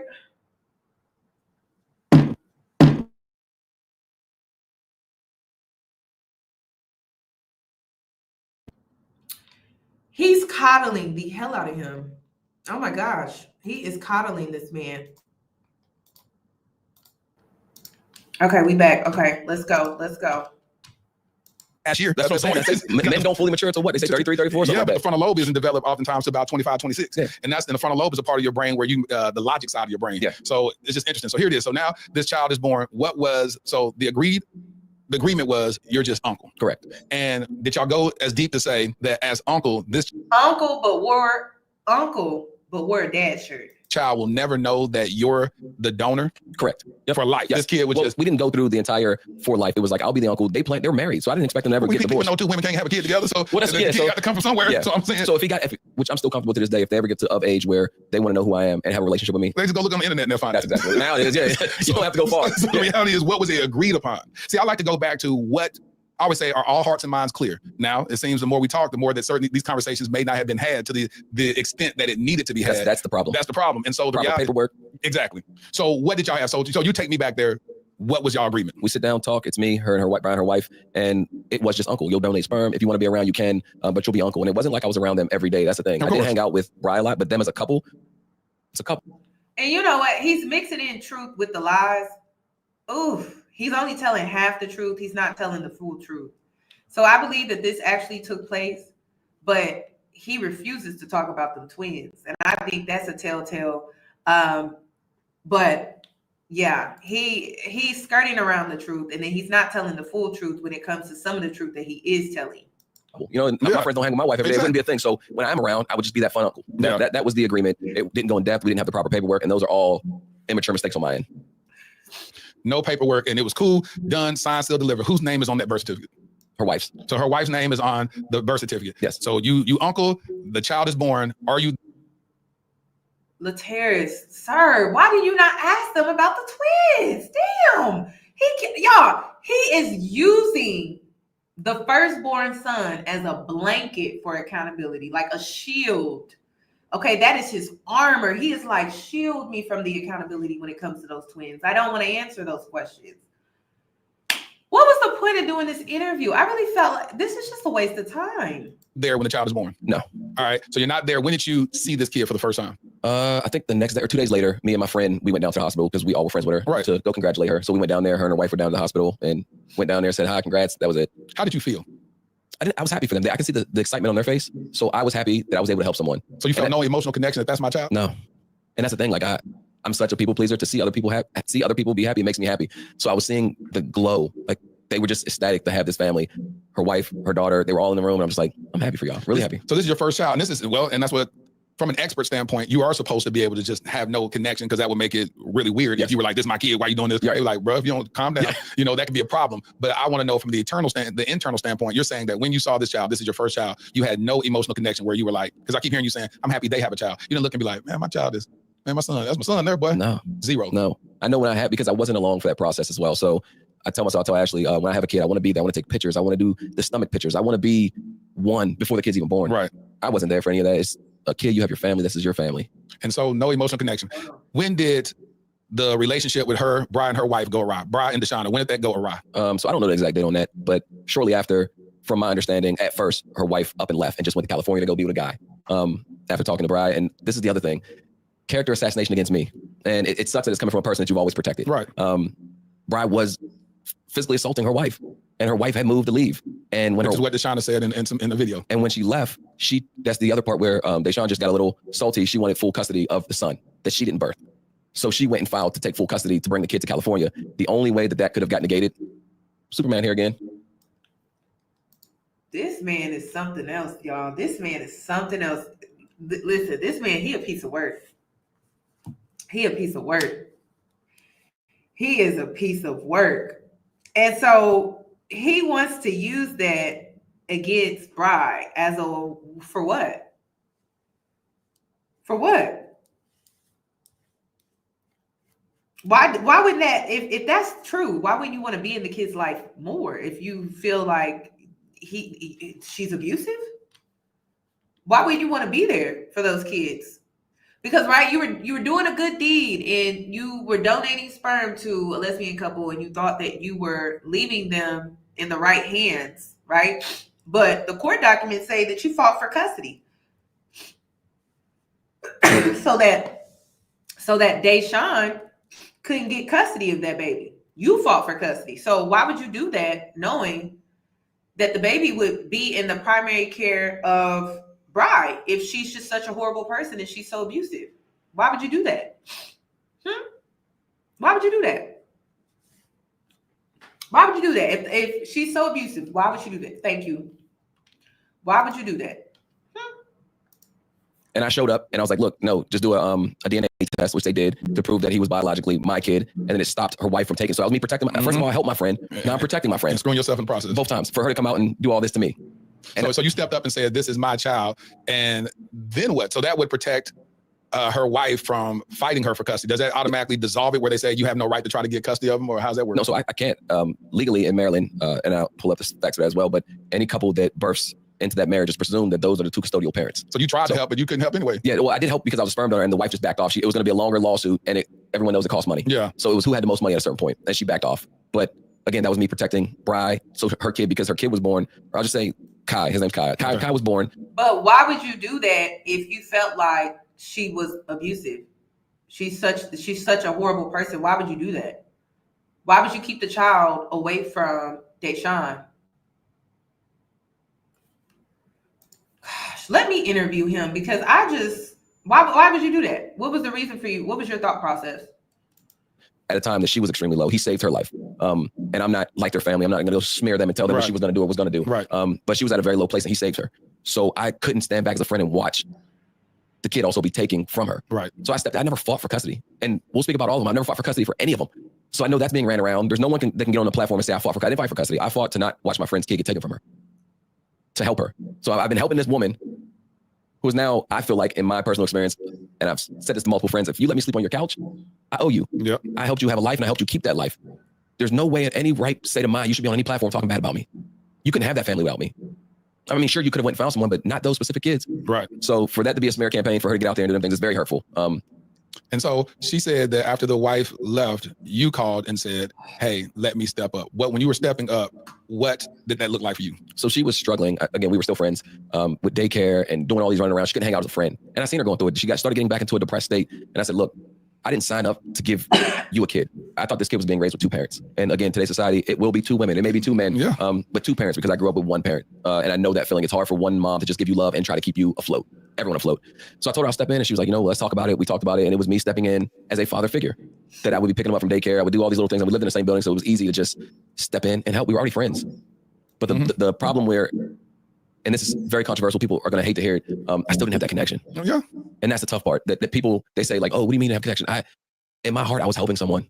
So I had already detached from, and I wasn't around for all these steps. So to be around, it felt more of a uncle figure to me. And what's so interesting, like, and that's why I can never beat you up for the emotion that you don't, or the connection you don't have. And it's hard for me. Somebody asked, what's the difference now? The difference is Bri would not allow him to claim those kids on his tax return. That's the difference. He thought he was going to be able to get some money out of it, but he can't get no money out of it. Actually, money is being taken from him. And that's what he's really mad about. Key to here is because I'm a licensed foster parent as well as an adoptive parent. I adopted a total stranger, and I have a more connection to him, adopting him at 16 and he's 21 than you do with a young child. You know exactly what I'm saying? What it is. And I'm hearing you say this, I'm like, man, that's strange, but that's a deeper level. Like, I don't have the training or the license to deep dive into emotional disconnection with a whole human being that came from your loins that, but then I also understand it too, because in order for you to do this the right way, you can't feel like that. You can't have those so feelings. You could have did that at the very beginning. After you made that decision, you said, this is not my child. And the minute where you donated your seed, you just said, I ain't gonna have no emotional attachment to it or whatnot. And you did it that way. So I understand that. I just don't have that capacity. And I'm never going to project my capacity on you. And you're your own man, so you feel the way you feel. And I'm glad that you prefaced it by saying, I know it's maybe hard for people to hear and understand. It's a lot of things. And I don't even think I made it clear that I'm not sitting here trying to say I did things perfectly. I'm saying I made a lot of mistakes, and I can see where people are upset. Right. Let's be very clear on that. I see it. But what I don't get is people upset at Ash. I'm going to keep reiterating this. That's my wife. I don't see why people are upset with her. She went on a show to fall in love. Be upset with me. I'm here to take accountability for my mess ups from my 20s up until. The reason why they're upset with her is because as women, they like to rally behind all women and be like, girl, let me help save you from your foolishness. Right. And so they're coming at it from a place of protection, yes, security. We women need to stick together, and you're abandoning our tribe with foolishness. But what they don't realize is that she is operating in the full capacity of what a wife is. Sir, what are you talking about? What? They are really, so this is crazy. So basically, they're taking the angle of using the fact that Bri is a lesbian woman. They're using this against her. This is just further manipulation. Further. And again, I agree with Jessie when she said that, your sexuality is just a spectrum. So because it's a spectrum, you could pretty much do whatever you really want to do with it. Just because you're born a woman or a man, there is no, you have to do this or you have to do that. Like, a person can experiment with their sexuality if that at any point in time, if that's what they want to do. And it seems like that's what Bri was out here doing with Tyler. And he is trying to weaponize that against her right now and use the fact that she was married, which Bri, listen, girl, you got to roll in this. You do, Bri, you do. You got to roll in this. You do. You got to roll in this. A lot of the things that you was doing during that time behind your wife's back is now, it's like really blowing up in your face. It's blowing up, and he's able to weaponize that against you. It's just crazy. This is why you don't move foul. You got to move solid at all times. You got to move solid at all times. You got to do right by people at all times. And so some of this is being brought back onto Bri because of how she was moving during this time where all of this stuff was going on. So the only way she could really come up from underneath this is she would have to expose everything, which means I don't think that Bri is going to do that because she works with the military, and a lot of the information that she needs to expose to really tell the whole truth so that both of them can stop skirting around the truth, because the reason why they skirting around the truth, it actually benefits the both of them. But then it's hurting the kids, and it makes Bri look like she's not telling the full truth. So it's just a mess. That's why you got to be solid. You got to be solid at all times, because you don't want nothing to come back on you later. And that's what's happening with Bri right now. It's supposed to be, because as a wife, it says forsake all others. And that's the same as a man, forsake all others. I can't please you. If I please you, I'm denying the true essence and the covenant that I'm supposed to have with my spouse, man and woman. Yeah. So she don't have to validate their feelings based upon accepting what they say. Yes. She ought to just say, thank y'all so much. I thank y'all for y'all concern. But it's this girl on TikTok, Ariel Fitzpatrick, but I'm gonna see for myself. That's what she always does, but I'm gonna see for myself. These are my vows that I took, and I'm gonna make sure that I'm not dumb about it. I understand the information, but I still got to ride this thing out, because if I file for divorce or walk away from it, it has to be based upon the capacity I no longer was able to take, not what you're telling me I should take or not. And that's the thing. How many people have missed out on opportunities because someone else told you to? 100%. If she doesn't feel like she's in the wrong, or she feels like she's making a very good decision when she's a very intelligent woman, absolutely, let her live. Yep. This is a marriage. This isn't boyfriend and girlfriend. If they don't know if we own property, they don't know what we have together. What life is. And you don't know what she's saying to me behind closed doors. She could be, I ain't gonna say, she could be banging my head off the table. That's what I was about to say. Get your stuff together. She could be, it could be a whole lot of stuff that's going on behind closed doors. And that's the reason why I said, me as a man, the reason why I said I care about your marriage more than all this other nonsense. Yes. That's why I said that I'm gonna make sure that everybody's protected as a husband and wife. And I said, I will let her see this footage before it's What are you talking about? You don't care about this nonsense. There's kids involved, sir. What are you talking about? He doing too much talking, y'all. He doing too much. He putting too much of himself on the conversation, which is taken away from him being pressured to tell the truth. Release, so whatever's been said, she can prepare herself. Yeah. I ain't editing nothing out of it. Yeah. But the reality is she's going to be prepared on how to handle it properly. All right, so the twins are conceived or donated or what? What is this? And to make this clear, it's really, for me, it's not about the divorce. It's truly about how, it's not about if really the divorce is whether or not Ashley wants to divorce. That has nothing to do with the public at all. But the issue is that you lied to the public. That's what this is about. And you knew that lying to the public, there were benefits for you. And so now people are upset about the truth, and we didn't know how deep the truth really was.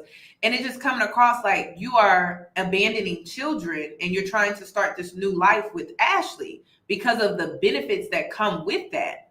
And so Love is Blind, you know, they like to do those promo tours. Most couples get endorsed by different brands and things like that. And it's like, we don't want to see you out here starting this new life with Ashley, knowing that you didn't end things amicably with the family that you already started. And you keep saying that family, those kids, but you had a dad shirt on in a photo, but you agreed to be the uncle. And it's like you keep contradicting yourself, which is why people assume that you're just flat out lying. Because no one could make me put on a dad shirt in a photo and be around kids when I agreed to be the uncle. That's crazy. So we don't want to see you out here getting brand endorsements, because we feel like if we support you getting those things, then that means we're supporting the kids being abandoned. And we can't support that as a society. We can't support a man not taking care of his responsibilities. I feel like if you would have just told the truth and you would have stepped up as a man, the public would still be supporting you in Ashley's relationship and any endorsements that would come with that, because you were an honest man. But you weren't an honest man. And that's why you're receiving all of this negative attention and all of this negative, or some would say hate, because it's really about how you chose to handle this situation. It's not about how the public is responding or the public is reacting. It's how you chose to show up. It's how you chose to operate in this space with all of these people, including the children. And because you weren't man enough, now all of this has backfired and blew up in your face, and you're not a victim because you created this chaos. And that's what's making me sick and tired of grown people. Y'all go out here, y'all make certain choices and decisions, y'all create your own chaos, and then you want to sit back and be like, oh, I don't know what I did. I don't understand why this is happening to me, when you literally made certain choices and decisions to create it. So the only one you can really point the finger to or look and be mad at is yourself. You can't be mad at nobody but yourself. You can't. And you have to be accountable for your own choices, your own behaviors. You have to be accountable for yourself. You can't be out here blaming it on this person. Oh, well, Bride. And then you sound like a child. Well, Bride did this and Bride did that. You sound like one of them little kids in daycare or in kindergarten that's tattletelling every 5 minutes, telling the teacher what such and such done did when you got caught doing something wrong. Grow up. I'm tired of grown people, quote unquote, grown people, but y'all don't act like it though. Y'all really do act like children. Like you never grew up or something. I don't know. Like your growth has been stunted when it comes to your maturity level. You could be 35 plus, but you still acting like you 8-7 years old. Go to therapy. That's ridiculous, because you can't keep blaming it. Well, I'm young and I'm dumb. You grown now. So you need to look in the mirror and face yourself. You brought all of this on yourself, and then you didn't give a damn how it impacted those involved. You didn't care about that. The story behind this. So again, her wife leaves. Little part that people don't realize either. Her wife then came back. So once her wife came back, they were trying to push me out. So it was her wife came back and they were texting me like, okay, she's back. We want our family back. We want you to back out. So they don't realize how easy it is for them to push me out their lives. So how long was this going on? How long were you back in, so to speak? I can't give a hard time for her. Let's say 6 months. Just 6 months I was in this kid's life. So in 6 months, you sitting up He got to make up a lie. 6 months. Okay. there picking the kid up from school. You Helping out, yep. you ain't playing uncle no more. You playing daddy. Absolutely. You got a shirt on and everything. So no, hold on. The shirts were bought by her mom, which we can get into that. That's another topic because she's throwing, and I hate to jump from topic to topic. She is the stone thrower. You know, she's the one who started this. She says it came from someone else. Said I was missing, right? Missing what? Disappeared? I'm missing, you know, but everyone has my phone number. Even Bride's fiance texts me. She has my phone number. I didn't go missing. I'll get into Y'all, this remind me of that Korean story that I covered when the girl got caught in the airport with drugs, and she was being told that she had to sign the documentation that said that she smuggled drugs into South Korea. I don't care if I had to be in that airport 40 days, 40 nights, 60 days, 60 nights, 90 days, 90 days, half the damn year. I'm not signing paperwork that's saying that I smuggled drugs into a foreign country. I'm not doing this shit if I didn't do it, right? Same thing with this shirt. I'm not putting on the shirt if I said that I'm an uncle. I'm not a dad. You should go get me a shirt that says uncle on it. That's what be killing me about people who lie. You lie. That's what you lie. And I'm not a fool. I'm not going to believe some bullshit. So why you put on the shirt if you agreed to be the uncle?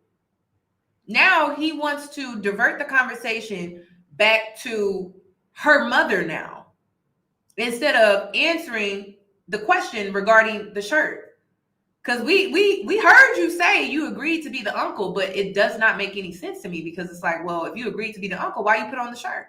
But now you blaming the mother for buying you the shirt, and then you chose as a grown-ass man to put it on? That's crazy. that a little later on, but her mom bought the shirts. Her mom, and these aren't my words, and again, this isn't to trash anyone, it's just trying to give you a realization of their character, because my character is already being depicted of which I think I am. With her mom, when she was younger, her mom used to try to, and these aren't my words, beat the gay out of her. She is not okay with her daughter dating women. She has never gotten along with Brad's wife. I've watched them get in full-blown arguments. Brad's now fiance, she won't mention her. You know, that no one's talking about that, and there are 2 kids at it that they have a family of 5 right now. That is completely erased. Her mom won't mention that. There's a couple things I just want to touch on. He really came on here to seek revenge against Bride. That's the energy I'm getting from him. He really wants to try to paint her mom, and it just makes him look bad. It makes him look bad. It makes him look like, okay, like you're coming at them because you don't want to talk about the truth, and you're trying to make them look bad to make it seem like their story is false. This was your plan, Tyler? This was your plan? Like, this was the best that you could come up with? You couldn't come up with something better? Because her mom had brought it up. I have a dog. She said this was the kid's dog. I got it for the kids. Not the case. I lived in Arlington for 4 years. The kids have been to my place one time. And that was because Brad wanted to go out and have a date night with her fiance. But it was one time that those kids have been there. That has been my dog. That I can stand on that. And the people just try to add everything like, oh, you terrorizing the kids and the dogs. No, it's my dog. I've never planned a vacation with them was another thing. You planned a vacation what? You supposed to? Her mom said that we were supposed to go to the Bahamas, or I've never. Wait, who, you and the fiance and Brad? You tell me. They said it was last year that I was planning on a trip with them, and who would it have been with? Your Ashley. If it was last year, she was in your life at that point. Well, that's what I'm saying. But it was like earlier last year. They're saying before last year, before it. So they're saying that we were supposed to go on a trip. That never happened. She said my dad visited me. I haven't had a relationship with my dad in the longest time. So no, he hasn't visited me. She was just sitting there, I think, at a point where she realized that I couldn't speak. She was just throwing stuff at me. And I've only seen that because someone told me like she's on live, and she's sitting there saying I cried in front of her. Every one of my friends know. Up until this show, you probably never shed a tear because I grew up different. I can tell. That's the reason why I say it's a deeper trauma in you. The reason why you can disconnect from your child, from your seed, and I know what that is. It's just not. Yeah, it's just deep. I've never cried with my mom, but she's saying I sat on her couch and cried and said I'll never leave these kids. When I visited them, the twins weren't even born yet. So what I would like to do is let's discredit that mom completely, because she has a way of just going rampant, and she has her own drama in her own life, which she has done to her husband. And I'm not going to speak on it. If I have to go and speak on that, I will. But like I said, I'm not here to bash. Why, sir? But you are bashing. I had to make some tea, y'all. So I'm back. But I wanted to say this. He talking about how he don't be crying and all of this stuff. Tyler, you will put on a show. So I think the real Tyler doesn't cry. right? But the Tyler that's manipulative does. The Tyler that wants to be the victim does. The Tyler that wants to wiggle and manipulate themselves out of certain situations to get what he wants does. That's what I think. So no, I think the mother is telling the truth about how you cried, but I think it was because you were putting on a front or an act for her. Just like you did on Love is Blind. And your friends were saying, I've never seen you cry so much, bro. Like, and it's because you're a performer. Play with somebody else. I don't understand it. Play with somebody else. Just like you text Bri and you said that you were going to unalive yourself if she didn't take those posts down, those videos down, right? So why wouldn't a grown man cry in front of her mother to manipulate her? If you willing to threaten taking your own life, you willing to do anything, right? We saw the receipts for that. I don't get that. So you definitely cried on that couch. You definitely did. You're not fooling me. You definitely did. You put on the best performance of your life, just like how you put on the best performance of your life when you was in bed with Ashley and you was praying. You are a performer, sir. You was performing this whole Love is Blind season. That's why this is how we met you. Performance. So, you definitely cried in front of that lady. I don't care what he's talking about. Ashley one, but just know she is not, and anyone that has interacted with her is not the best character of people.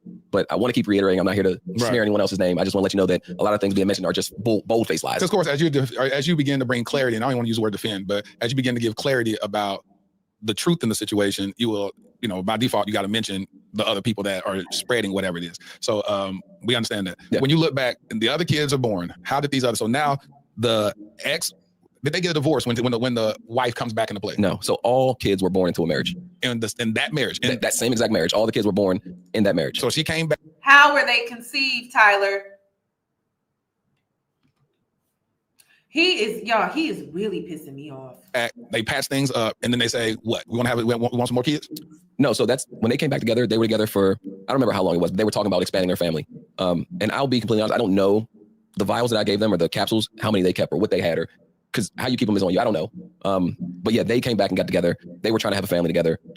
That's a lie, y'all. And in a quick little Google search, the sperm would not survive. So that is a lie. That this man, I don't know, the little vials that they kept. I don't know. Like, this man is crazy. This man is crazy. Ashley, I can't believe you falling for this, girl. That's crazy. You really falling for this? That's crazy. It don't even sound real. Like, it just sounds like some made up bullshit. I can't believe she's falling for this. This is crazy. Trying to expand their family. And we're here now. And so they said, did they have that conversation with you, or you just hear about one of them called you and said that, or you just assume that they were wanting to expand their family? No, I had a conversation with Bri. Me and Bri have had, and that's the other thing, like, very deep. Yeah, we were, even after she pushed me back out of their lives, I was still remained her friend. So she said, I want to expand the family. And y'all were having a conversation and you said what to that? Absolutely. And the thing is, again, childish, kiddish mistakes to where I try to be a part of people's lives and help. Bri ends up pregnant these are with the twins now, right? Her wife is out of the picture. She is now dating this new girl. There's never been a point where Bri doesn't go from relationship to relationship. So this is a new girl. She has this girl around Kai. The girl's doing everything. She's naming the kids. She's going to appointments. That's the other thing. People were like, oh, he's at every appointment. Yeah. He's doing, listen, I want to say 2 appointments maybe. This girlfriend was at every appointment. They were doing stomach castings. She took all the pictures of her stomach. It felt like it was back to that point. Right. And I had already agreed with Bri that I would be in these twins' lives because Bri tried to get an abortion. And the doctor said, they said you can get it, but with twins, we're going to have to put you to sleep. So she said, I'm not going to get an abortion. Right. So as being me, listen, I'm here. I'm back here. Let's rock. Let's do this. Right. I'm here. Wait. Why are we talking about abortions if they kept the vials? They kept samples of your sperm, sir. Lateris? Why didn't you catch him in that? Come on! Oh my gosh. How we get from that abortion talk to that's why I'm like, oh my God, he worked this man. Damn.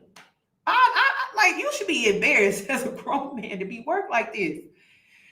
And if you can be worked like this, us women don't have a chance. we don't have a chance if you are easily work like this. Because I mean, I just think there's like some man-to-man type thing that goes on where you can like smell bullshit. I just assume.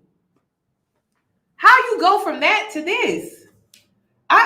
That's interesting. Like, why would she need to get an abortion if she impregnated herself on purpose, right? Here with you, but then it spin very quickly to where she's going to these appointments with this woman. It feels more them again. Right. So I started to detach again. Right. Shortly after the twins were born, I was around helping a good amount, but that girlfriend was still around as well. She was pretty much raising the kids. And I was there helping a significant portion. And then it hits about, let's say 7-8 months in. I'm trying to remember if I was even at the first birthday. I might've been at the first birthday of the twins, and I wasn't at 2, 3, 4. She switched. She left that girl. She cheated on that girl, got with another girl. He just making himself look bad. And listen, he could be telling the truth about Bri. I don't give a damn. Tyler, we didn't come here to listen to other people's drama. We came here to listen to your own drama. But I think it's convenient of him to skip over how he was there for the birth, though. He was there. Did you see how he skipped over that? He didn't want to talk about how he was there for the birth, but he wants to talk about how he wasn't there for the first birthday. So he just keeps admitting how he's just a deadbeat throughout this entire interview, literally. Girl who she's now engaged to, and then they become, and that girl brought in 2 more kids. That's why, like, people sit online and they make it seem like it's black and white. Mm-hmm. This is the stickiest situation, and now as an adult, where I'm able to comprehend more things, it's very sticky. When Bri gets into a relationship, she will push any and everyone out. There's a reason, and again, the same way you said you love her, I always love her. That's my friend. I think that's convenient of you to say that when she says that that's what you do. Whenever you get a new woman, you push her and her kids away. Interesting. And I mean, seeing how you've been with Ashley for a year now and you haven't seen those kids since, I'm leaning more towards Bri with that. I believe that no, it's actually you that does that, but you're projecting that back on her. Interesting. It's a way of focusing, and I know many people do it. You get in a relationship and your friends, the people who have helped you, they don't matter. Right. Your partner matters. This is just your girlfriend. I watch you go from one to another, but she gets in these relationships and it's them. It's their bubble. So she's raising this family, having these kids. And me and Bri have a sit down one time. We meet up in Baltimore and I have a conversation with her and I tell her, I don't have this connection with these kids. I feel like a glorified babysitter. I feel like all you want from me is money to help fund your family. You want to raise these kids with a woman. I know, because I agreed to help you. Yeah. But the disconnect is, that's not how I want to be a dad. I was raised without a father and people are bashing me saying, you should know what it's like. No, it's different. Oh, it's very different. She is being raised. These kids are in general are being raised by they've been raised by 2 women constantly, whether it's a girlfriend or a fiance. It's been a 2-woman household this entire time. In the season that you were active, do you consider yourself raising them or do you consider yourself just being a babysitter? I didn't get to raise them. That's the thing. I didn't get. Listen, to my lesbian squad out there, to my lesbian girls, I hope y'all taking notes for real. I hope. And the reason is because it's crazy how he's manipulating this and he's weaponizing the fact that Bri is lesbian and that she's into women. I mean, if you're not around, of course, there's going to like, and she's dating women. Of course, she's going to have women around. She wouldn't have another man around. It's kind of like how some of these baby daddies, they try to make it seem like, well, I don't know really how to show up, you know, because you got a man in the picture and the man in the picture is helping out. Well, why wouldn't the spouse help out? Why wouldn't the partner that they're in a relationship help out with their kids? That comes with dating them. That comes with being in a relationship with them. It's very similar to Sierra and Russell. Russell steps all the way up. Like, he steps up so much, and then Future uses that as an excuse to not really see his son like that. It's disgusting. The excuses that the deadbeats come up with, y'all, is insane to me. Get the discipline them. Oh. I felt bad if I even said, like, hey, don't touch that, because I wasn't around much. Oh, okay. They never. You know, you live downstairs from them. We're going to quantify. We say not much and all that. We don't know what that Okay, so let's do this. I wasn't an active parent. means. So how often did you see this kid weekly? The son at first, I would say I was seeing him more recently, 4 or 5 times a week, right? Him. Twins were born after, when they were babies from 0 to 6 months, I seen them pretty frequently, Monday through Friday, from 6 months, 0 to 6 months. After that, once her partner was consistently around again, a new partner, they've never spent the weekend with me.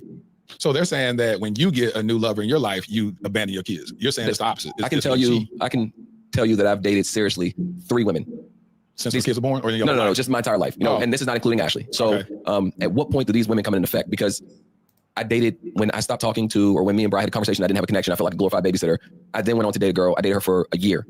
I didn't see these twins or talk to them for almost 4 years. I'm not in serious relationships like that. That's the thing. I date, but I'm dating like everyone else, conveniently dating. Yeah. And no one is ever telling me what to do, like not be around these kids. They're playing house, not me. No woman is moving in and living with me and any of that. So it's not affecting my life. Yeah. That's easy to say when you have pushed someone out because you want that family. She has told me to my face, I want to raise kids with a woman. I don't see how it's possible to do it with a man. And I get it. Like I said, I get it. So my backing out standpoint was, okay, well, this is affecting my life too. Because you get it how? Because that just confused me. So you said you get what part? That she wants to, because she's been. And you know what's so crazy is he's twisting the truth. I do believe that they agreed that they didn't want to be together. They were fooling around. They were in some type of sex-based relationship. And so she ended up pregnant. And that's when Bri knew maybe they tried. And it seems like they did try. Because earlier in her pregnancy, because she got pregnant shortly after she had her first son, they tried to be that family and it did not work out. And so I think they did come to an agreement that this is not going to work. So I'm just going to I'm going to go back to being with women and you can play the role of dad. I think that that's what they originally agreed to, but he's twisting it and trying to make it seem like, no, she agreed to raising these kids with women only and pushed me out and I'm just the sperm donor dad and all of this stuff. That's what it seemed like. It seemed like he's just twisting the truth of what actually took place when they agreed that they weren't going to be together. But he was still supposed to show up and be that active father figure. Otherwise, Tyler, why was you there 4 to 5 times a week? 4 to 5 times a week as a dad. That's not even giving part-time dad. That's giving full-time dad. So that doesn't make sense to me. Women her entire life. So to say that that's what you want and that's what you see your life as, if I want to be with a woman, that's who I want to raise my kids with, you know? But when she brought you into the life, so who brought who into this situation about, you know, when the women disappeared? Is it you asking to be in these kids' life to be uncle? Or is she saying, hey, I need your help now since, you know, because is there both of y'all having a conversation saying, she said, I don't want to be a single parent. And you saying, I don't want my kids growing up in a single household, whether it's 2 women or me trying to help out. Let's come together and help provide. Why does he even care? Why does he care? Because he keeps saying he don't have no real emotional connection to these children. So why does he even care how they're being raised if you're so hands off? Provide some level of stability for these kids, or what is this conversation like? That's exactly what it is. It's the stability of kids having 2 parents. I honestly don't care if it's 2 men, 2 women, man and woman. I was raised in a single household, so it changes financially.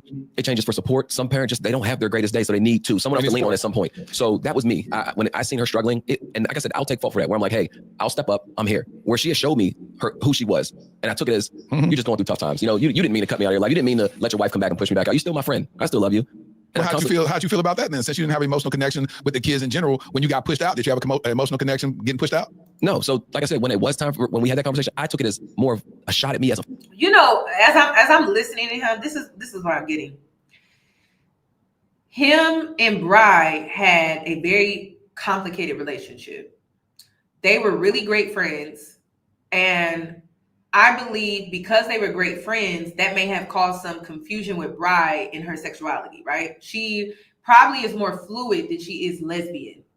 And Tyler probably is emotionally connected to her in some type of way. Like they have some type of emotional relationship, but they also have a sex relationship. So these are 2 friends that really didn't look at each other like that, but maybe they had a drunk night or something like that, and they ended up having sex. And ever since then, they've kind of been in this weird space with each other where at 1 minute they're having sex, the next minute they're not.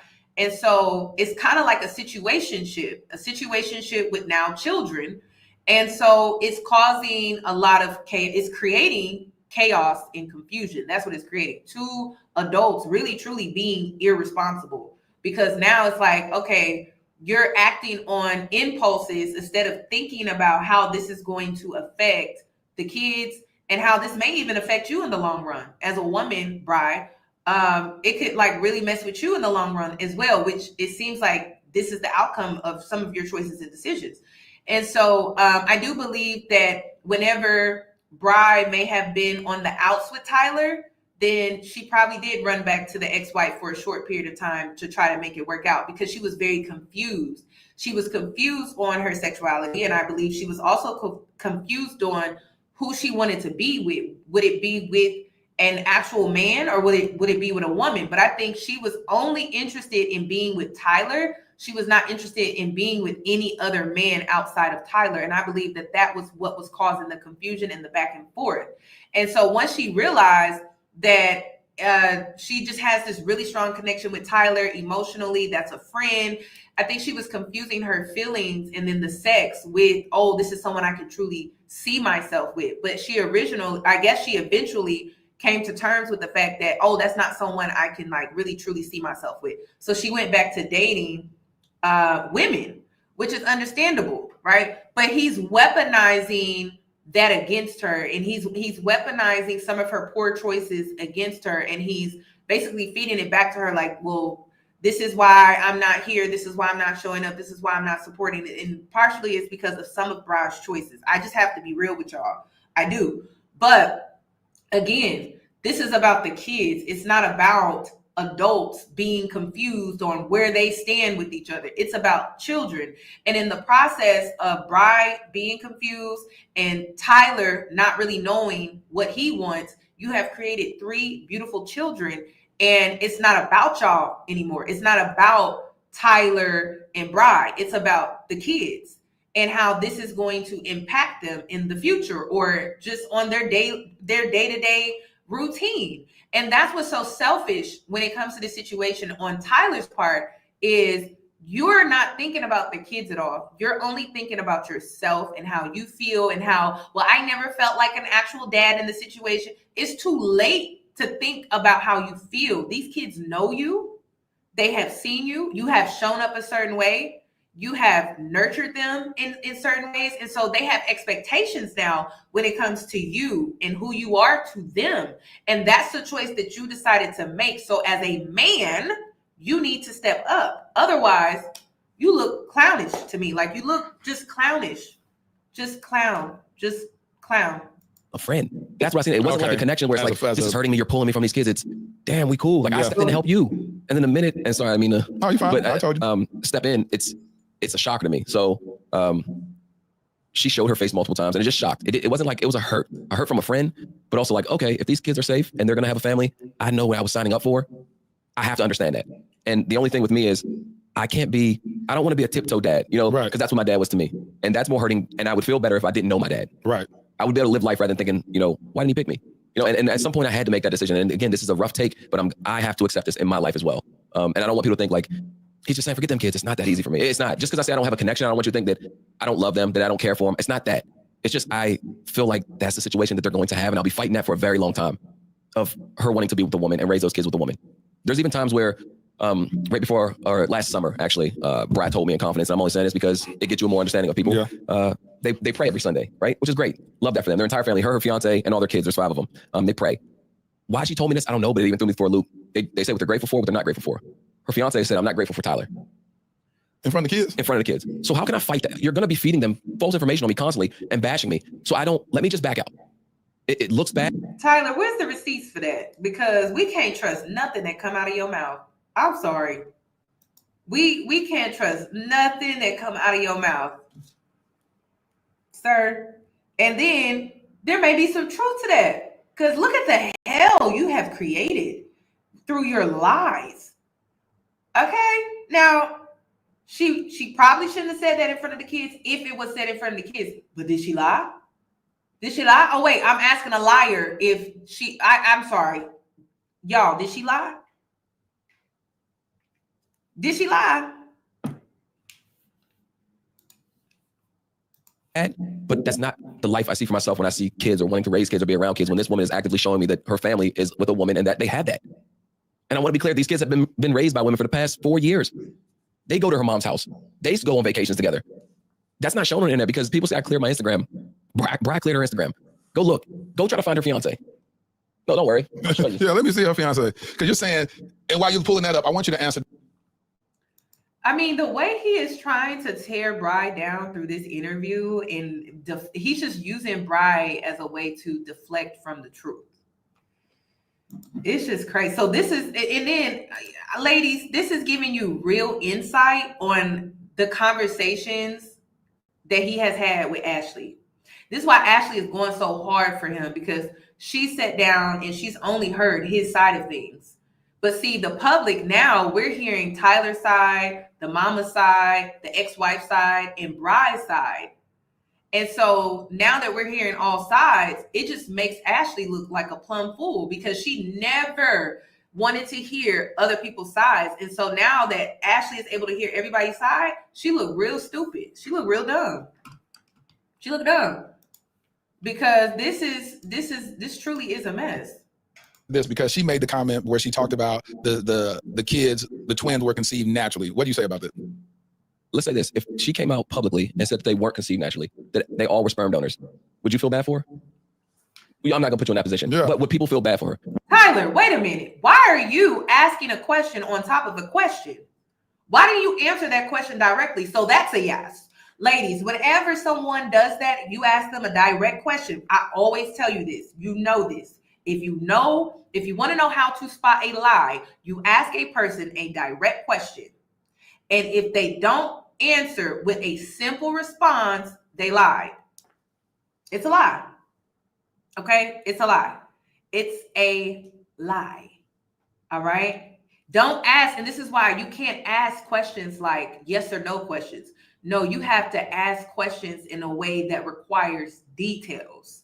Because if you ask a simple question and it's too simple, then they can easily lie and say yes or no, right? But when you ask a question in the way that requires details, and the only way they can respond is they actually have to give a real response, and then they don't answer it directly, that's a lie, okay? That's how you catch the lie, all right? All right, that's how you catch it. So he basically is lying because he could not answer that question directly. So the answer is yes, those kids were conceived naturally. They were conceived naturally. And sometimes when it comes to liars, you have to read in between the lines. And so because he didn't want to answer that directly, it's true. Those kids were conceived naturally. Tyler, you are a piece of work. Would she have a court case? Would she be able to stand in court, and try to get money from me if she didn't say anything other than that? Would she now have a public page that is verified? Would she have any of these other things? You can't tell me that she would. And the one thing that I will constantly say is, it is so easy to get verified on social media. It doesn't take much. All you have to do is get a bunch of traffic to your page, and then people will verify your account. Instagram will do it. It's not verification on Instagram is not what it used to be, sir. Okay. That's a mess. I stand on this. She's a terrible, terrible friend.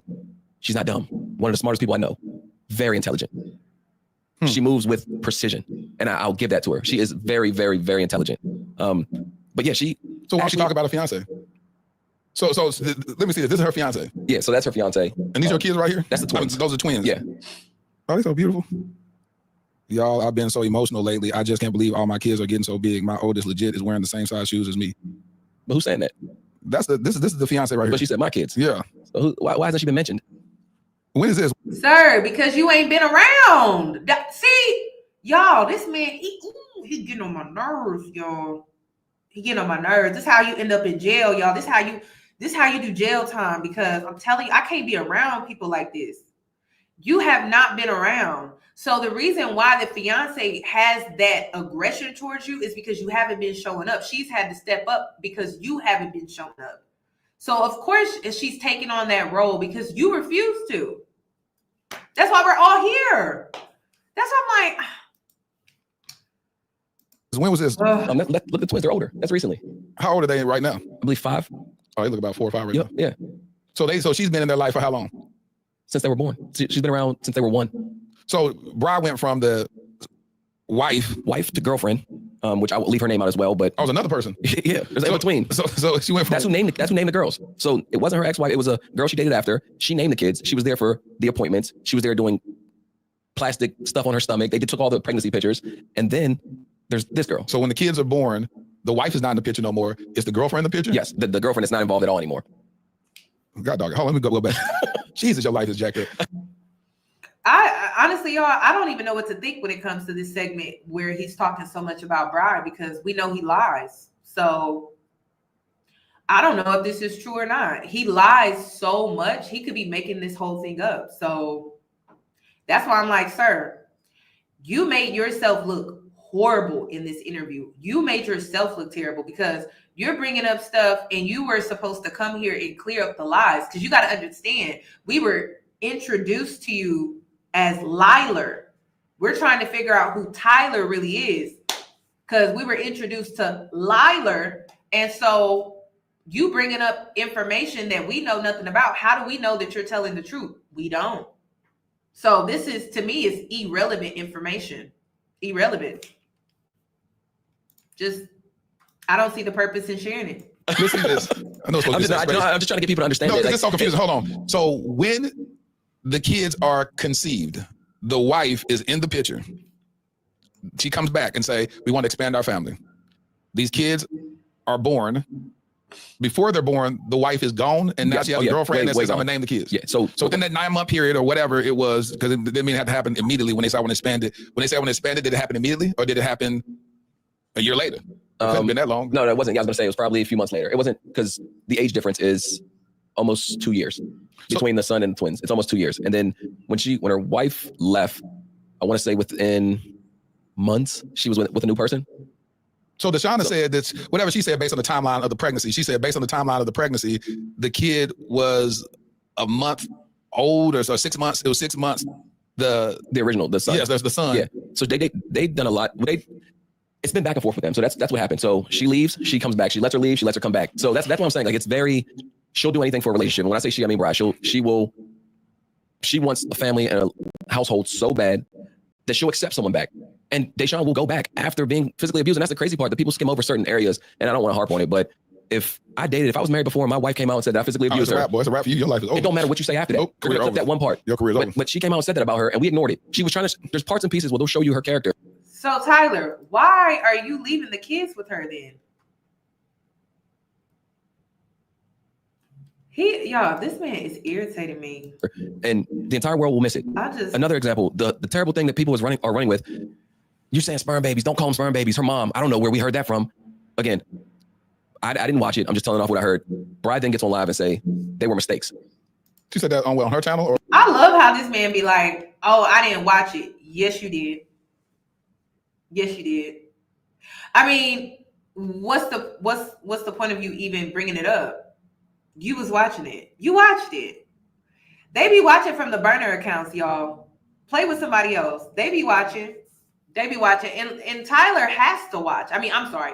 Liler has to watch, because he has to keep up with the lies, and he has to know how to manipulate or swindle his way out of certain situations. So he seems very educated on what took place on Jesse Wu's platform, story time with Ricky, and also the mother on TikTok when she was on live.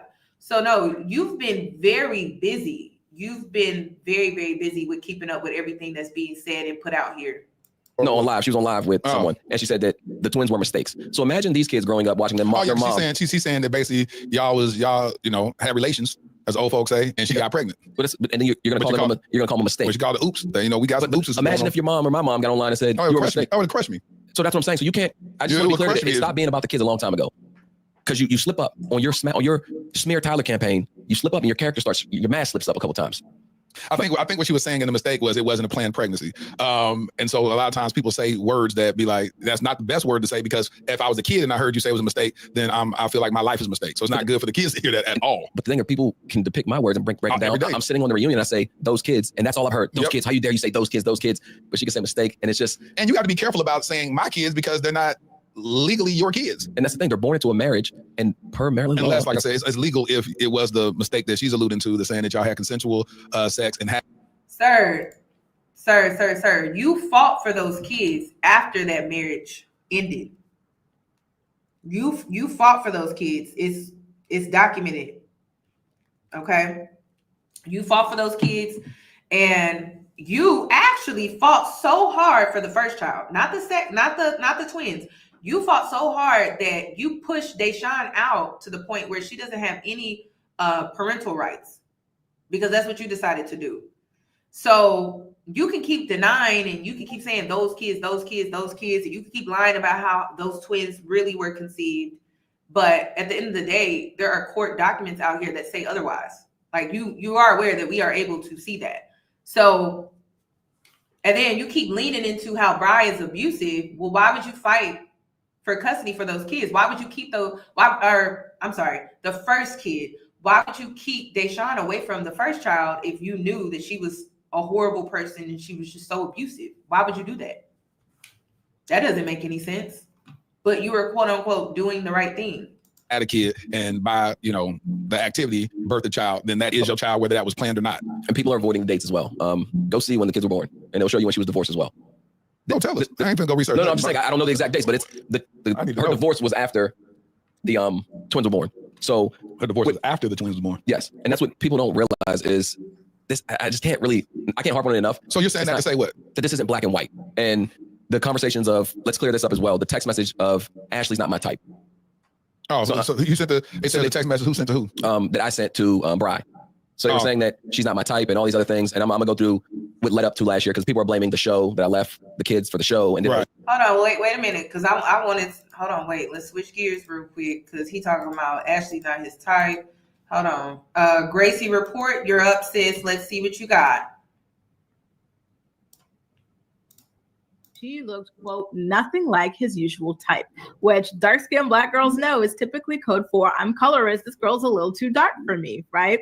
And lo and behold, it looks like that assumption was indeed correct because shout out to the Love is Blind Reddit page, but they got screenshots of Tyler liking TikTok posts made by very, very, very young, light-skinned and mixed, girls on the internet, and it's all just really, really embarrassing. The man is in his mid-30s. He's liking photos and posts of girls talking about going to college on their bunk beds and stuff like that. Like, I'm sorry, it's very creepy, sir. You're way too old to be creeping on these people. Woof. I think they're closer to your children's age, than to your own age, but I digress. So it seems like he's got a huge crush on the singer Tyla, which, listen, Tyla's a stunning girl, but again, far too young for Tyler. And not only that, but Tyler, you're married, babe. And none of these girls that you guys are seeing in these thumbnails resemble Ashley in any way. And another thing that's really strange about these videos that he's liking, is that they're not really about anything. It's not like these are, influencers of finance or relationships, this, that, or the other. It's just very young girls talking about their day-to-day lives. So this means that Tyler, I guess, is going on TikTok, searching, girls who passed the paper bag test, talking about their daily lives, little girls going to college for the first time, and liking the ones of the girls that resemble his usual type. And the interesting thing is these girls are of a similar complexion to his baby mama, which is not at all the complexion of Ashley.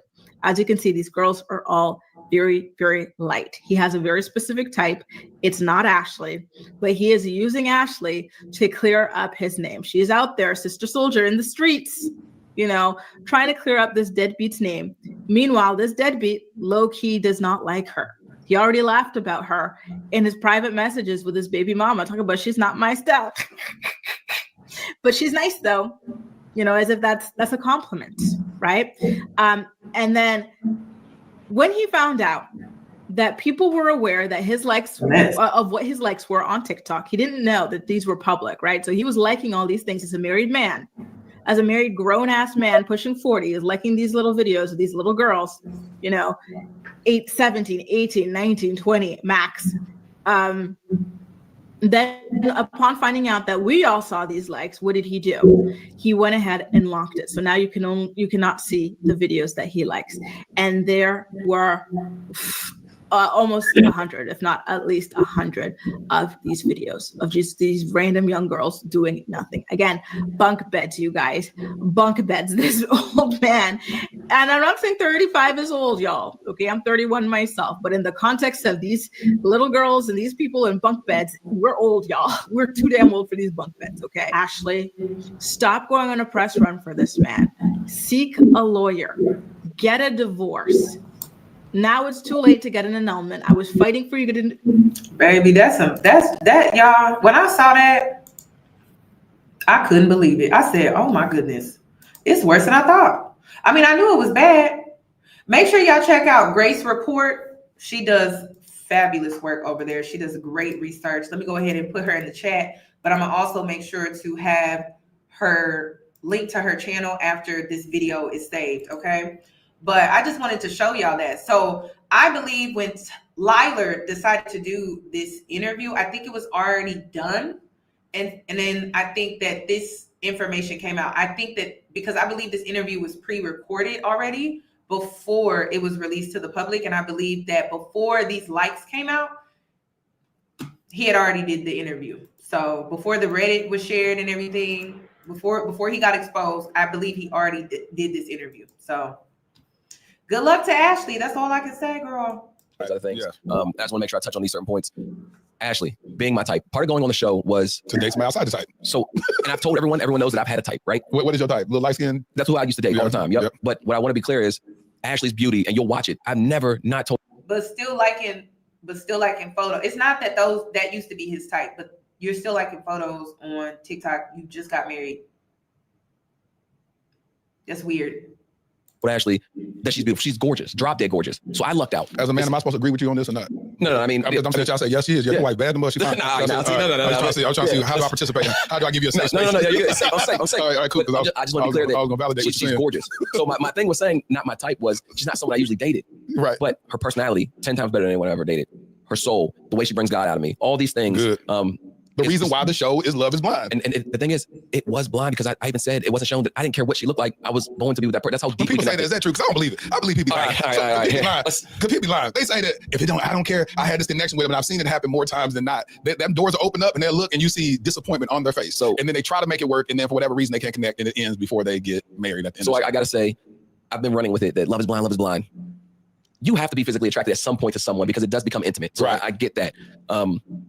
I don't know. I can't speak on it. If Ashley wasn't who she was, this beautiful woman, would the interaction been different? I don't know. But what I can say is I have my wife and she's beautiful. And, and it did come out. It played in my favor. Right. I say love is blind, but light ain't.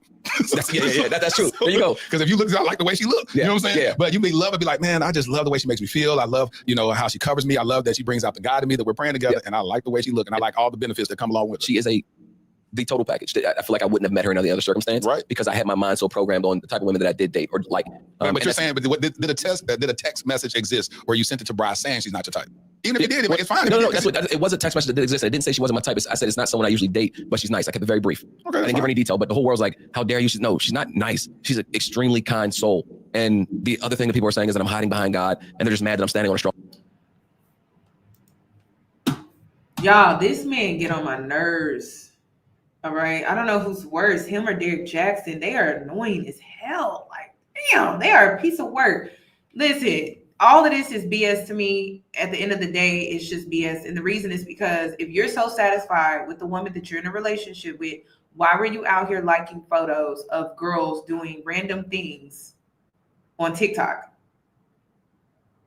And those were a lot of photos. I mean, like, I'm on TikTok. I'll be looking at food. I'll be looking at hair videos, car videos. I'll be looking at where I can go to, like, out to eat, like new spots to hit up and stuff like that. We didn't see none of that. We saw you liking nothing but young, light-skinned or racially ambiguous women photos on social media. That's weird. Like that's giving like sex addiction type of vibes. It really is. It's giving Steven and Monica, like they situation. That's what it's giving. It's giving. I would hate to see what his corn searches are. You know what I mean? Corn searches are. And then we know about his past. His past was because Deshaun, the ex-wife, was talking about how he was into threesomes and how he was into sleeping with another man's wife and the man would be in the room. So he into some really freaky stuff. And to see that and to know that based off of what Deshaun said, Ashley, you in danger, girl. You really are. You in danger, girl.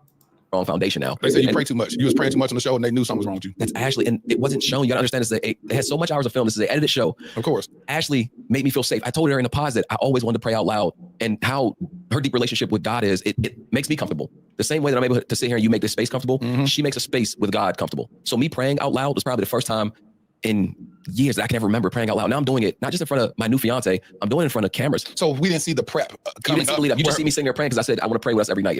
If you're telling me I'm safe and I can talk, because I don't know, I feel like I didn't know how to pray.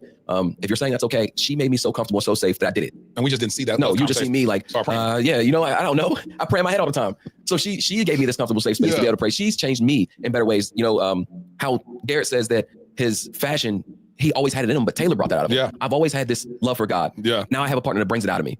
So it's a little different. Well, speaking of this love for God, what's up with these freak offs that they accuse you of? Man, because was God there? Was God over here at the freak offs? I want to know what freak. I didn't have no type of parties. I ain't gonna say no names. No, there were no freak offs. There was no Diddy parties. So why people say so? Now listen, because this what happens before you said I do. You can push on it. So I'm saying you made because you said you was in them streets. I listen to what people say. You said again, I was in these streets. How bad were the streets? Tyler, was you out here doing threesomes and all this other stuff? Come on. They say you was in freak offs. They said Brian was sitting in the corner watching you doing. That's wild work. That is, listen, when I tell you wild, I'm in the streets. I'm not gonna lie about that. Everyone's dabbled in the streets a little bit. Don't put everybody else. We talking about Tyler in this thing. Tyler dabbled in the streets. All right, we talking about Tyler, not everybody else. Freak off threesomes with Brian in the corner? Absolutely not. Well, was she in the bed? No, she was no. Okay, so in the corners and all this stuff. There was no. So who? So why would people just come up? And it's not just people. It's one person, and that's the thing. It was Brian's ex-wife. Why would you? If I do something with, say, one of my friends, because I'm not throwing my relationship under the bus, and they're married, right? And they do something. Why would I then go tell my friend's wife that, hey, this was going on? So how would I was never that comfortable or that much of a friend with her ex-wife to go tell her that hey, we have a freak off. Me and your girlfriend, me and your wife, we over here doing this. Freak off while she's in the corner. Come on. You know, Tyler get on my nerves. You want to know why he get on my nerves? Is because he never answers the question. Ever. He does not ever answer the question. Okay, so Deshaun, she could have assumed, right, that Bri may have been participating with him in threesomes, but that may not have been true. But the question was, Tyler, were you doing threesomes? That was the question. It's just a question. Were you doing threesomes? But he had to add in Bri was sitting in the corner. That may not have been true, but were you doing the threesomes? You were. So because he wouldn't answer that, he lied about that. So he was out here participating in the threesomes. So there is some truth to what Deshaun said, that he most likely had that relationship with that couple where they were doing things together. Okay. Listen, I'm not here to judge. That's grown folk doing grown folk business. But was Bri in the corner? Probably not. Okay. But Tyler, just be honest. Jesus. Oh man. And then what does that have to do with, and even if it was, and it's not, just to be clear, it's not, but even if it was, why is that even important to go tell when the subject is everything else? And that's the thing that they're saying your character is that you just can we not change? Well, yeah, that's why I said it. It's not about that. It was about how you were cheating. First of all, you were sleeping with a married couple, allegedly. And then you were turning around and you were sleeping with Bri, who was married. So you were sleeping with a married woman. So you was doing a lot of like shysty stuff. That's why it mattered, because we're trying to figure out how are these kids conceived, at least the twins. So that's why it was brought up. But he wants to skirt around that. I wasn't having freak offs, but can we not change? I'd rather you have had freak offs and then said you changed. That makes the story more interesting. No, the thing is, what I will take for that is, you got to deliver from some things. It's telling women things that they want to hear. Okay. That's me. That's a bad part. You're a people pleaser. And my character is, if a woman likes me, or I can tell her like, oh yeah, I love you, or anything. Yeah. I have a bad. That's not a people pleaser. No, people pleasers tend to be overly selfless and overly giving. That is not Tyler. Tyler is a manipulator. Okay. So he tells women what they want to hear so he can get what he wants out of them. That's not what a people pleaser is. Now, can people pleasing be manipulative? Yes, people pleasing can be manipulative. Like, people will please you in order to get what they want from you in a way, or get a reaction or a response out of you in a way. But that's not what he tells women what they want to hear, because he benefits from the situation 100%. So he's going to tell you whatever you want to hear just so he can get what he wants out of you. But that's not people pleasing. Not in this context, I will say. Bad way of doing those things, and it's not okay, or I haven't done it, but I'm changing on those things. So when I see her say like, oh, I don't want to say her like I have the best character, I don't. I've done messed up things to women. Which is that man is, because people saying you owe all these different women money, like you're fleecing these women like you're the Tinder swindler. Was you over here fleecing women out of money? What you can do This is America. Anyone can sue anyone. It doesn't make them guilty. Right. I've never been in a courthouse, not once. They're saying that people won lawsuits against me. I have never stepped foot in a single courtroom until recently with all this nonsense. I just want to add, shout out to Jessie Wu. She said that during the time, and I believe Simone said, Redwine said that during that time it was COVID. So you know how the only way you can go to court is virtual court. Oh man, I can't. Yo, this man, he a piece of work. Ashley, you got your work cut out for you, sis. There you go. So he is lying, but he's not telling the full truth about that. It was on Zoom. So I still accept it. It was a Zoom call. I've tried to stay out of courthouse because I've had family and friends go down that route. So I've never stepped foot in a courtroom. It has turned into a smear campaign where everyone feels like they can get a jab. And the worst part is these people, these YouTubers or Instagrammers or TikTokers, they're giving people a platform to speak. But if you're going to be a journalist, ask them these hard questions that you're hearing about them as well. Yeah. You're giving these people platforms, but you don't want to disrespect them because they stepped on your platform. Right. Ask them the hard questions because I was never reached out to by any of these people smearing my name. yeah, Latrice, or what's his name, y'all? Laterris? Sir, that's what you needed to be doing in this interview, hun. So he over here trying to tell other YouTubers how to do their job, but sir, you don't want this man asking you those real hard questions. Any kind of hard question, because honestly, he ain't asked you no hard questions yet, because he didn't do his research prior to conducting this interview. But it's the audacity of you to say that other YouTubers need to be harder on these people when nobody is being harder on you, sir. You were coddled throughout this whole interview. Okay, that's why this thumbnail. Thank you, Thimmons, for the thumbnail. By the way, okay. Thank you for creating that, because that's just accurate. That's accurate as hell. So how it's the audacity of this man to sit up here and try to tell what other creators and YouTubers and TikTokers need to be doing when you don't want nobody doing you like that, asking you hard questions so that you can tell the truth. Name. No one reached out to ask for my side. They took it, ran with it, and you got the clicks. That's a lie. That is a lie. You blocked them. So that is a lie. You did your job, and a certain status, like, cool, you get your coin. You're chasing the bag. It's disrespectful because you never asked for one side, and then you're giving people platform to constantly just trash my name. Right. You're not asking them questions about, well, Dejan, why did you leave? Why did you walk out? Why did you come back again? If she was beating you, what made you come? Right. Ask the mom, like, why aren't you talking about her fiance? What's up with this other woman we're hearing about? Well, they don't know about it until you just. Oh, they know. So they knew she was engaged. Comments. People are ignoring it. I've had friends tell me that they've commented on these lives and then they get blocked when these comments are against these people that are on live. So they're seeing it. You're stopping it because anything other than smear Tyler don't get you paid. Yeah, that's true. So my question is, so when they're making up all this stuff about you owe some women and this money or whatever, is that true or false? False. Okay, because when you're talking about court, being in court, there's people that owe me money and I ain't took them to court. Yeah. So he just straight up lied. He just straight up lied in this interview about how he owed that woman money. We all saw the court documentation for that. You just admitted that you had to attend Zoom. You didn't have to step foot in court, but you had to attend Zoom because you were being sued. This interview was a really bad idea. I don't know what made him think to do this, but it just made it worse.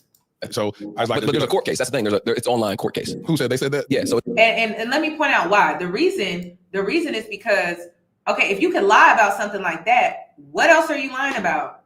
Because the whole internet saw that information. We all saw that, and that was brought to us by a lawyer and a private investigator. So, sir, what are you talking about? So how can we believe anything else that you've said in this interview? This is why you're getting so much heat. It's only if you go online, it says that I went to court. I've never been to court. So you tell me, people. Well, it's not saying online. It's not saying that I went on court. It's saying that someone filed for something. But I never, and I'm leaving people's names out because I'm trying. It's not important enough to like drag certain people. Yeah, delete it. But no, I've never stepped foot in a courtroom. I've never been in a courthouse. So they're saying there's a court record showing that somebody sued you for some money. This is the other thing. Let's clear this up as well. Sunglasses. I stole sunglasses, right? You probably didn't see that. That was the thing running around. A girl that I talked to, she had sunglasses. She came and stayed with me. She was like, hey, can you send me my sunglasses back? Yes. We're not talking money. We're talking, and this is a girl I seen. And see, he changed the subject because he knew he was actually sued. And just because he didn't have to step foot in court thanks to the pandemic, he thinks that we are stupid. And y'all, this is what's so crazy when it comes to manipulators and pathological liars. they've been lying for so long. They really think that they're the smartest one in the room. Like, we are incapable of being able to read in between the lines. It's insane. It's insane. One time, she came and visited once. She said, so she was on here claiming like, I'm his ex. This was, I forget the year. This was years ago. And she's like, I was his ex, all these things. I stole sunglasses. Not the case. The sunglasses, so I randomly got a package, my notification on my phone, go downstairs, look at the package. I'm like, what did I get? Ray-Bans. I have those. I wish I brought the Ray-Bans. She engraved the inside of them and they say, I love you. So now people are commenting on my picture. Give that girl her glasses back. She bought them glasses. You want them back? Take them. You can have the glasses back. How do people be knowing about this stuff? So she made. She was in the comments. When my name started getting ran around, people were out there. I'm telling you, people were running up, kicking me, and running back. And she was the one running rampant. Like, I have horror stories about him. No, like I said. She said you stole that. All I hear is, I just hear noise. I don't hear nothing this man is saying when it comes to these other people, because it's like, once you catch them in a few lies, it's like, well, how do we know that you're telling the truth at this point in the interview? Like, we don't know. We don't know you. We were introduced to you as Liler. So oh my God. I don't think, y'all, do I have to sit back and watch all this? You stole some glasses from her. Some sunglasses. We're talking $140 Ray-Bans that she sent me, and they're engraved. And they're engraved on the inside. So for that to even come out, I'm like, all right, come on. That's pretty wild. That's a very wild move. That's what you're running with. And then saying you have horror stories. No, I have a way of, like I said, talking to people for what they want to hear. And back then when I was dating women, it was very casual. So yeah, you came and stayed with me for a couple of days and you left, and maybe it was more to you than it was to me. And I do apologize for that. That's one thing that, again, I owned, is I'm sorry for being that type of person and making you believe that it was more than what it was. But you bought me sunglasses and they're still engraved. I had to show Ashley. She was like, you're lying. I was like, look at the comments I'm getting. Return that girl's glasses. How dare you, glasses? I'll say, girl, what's your address? I'm sending you glasses. I'm sending you 2 pairs. But I don't want to talk to no one. So it's like, I don't want to talk with people trying to like smear my name. And then there's another person who they're saying that I'm this terrible person. But I have text messages where they're like, hey, come put a baby in me. Come do all these things to me. If I'm such a terrible person, why do you keep coming back to me? Tyler, earlier in this interview, you said that you didn't always have the best character. So if that's the case, if you didn't have the best character, right, then people are not going to have the best things to say about you, because you openly admitted, and you said this a few times. You previously said it in this interview, but you also told Ashley that there are going to be people that are going to come out about experiences, not the greatest experiences that they have had with you.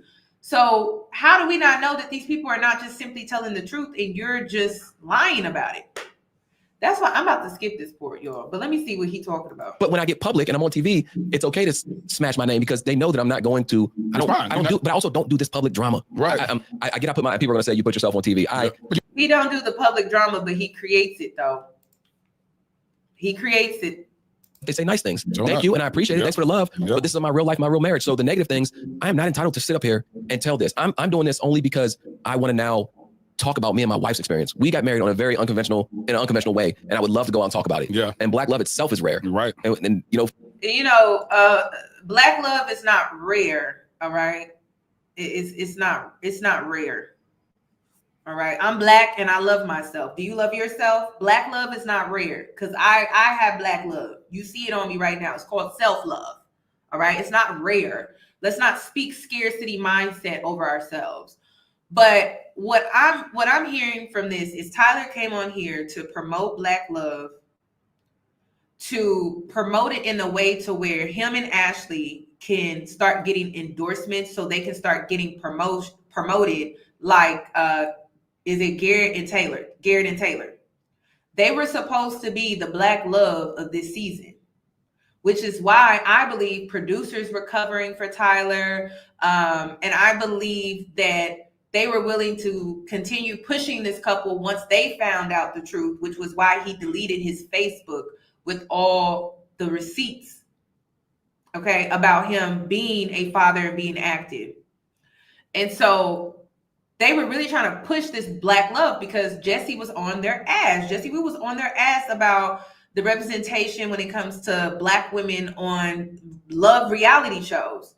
So they really wanted this to be their next Brett and Tiffany, but it just did not end up that way. So Tyler decided to come on, do this interview, and they agreed, Love is Blind agreed that he would go on to this podcast, Dear Future Wifey, which is a black platform, to really push this black love narrative.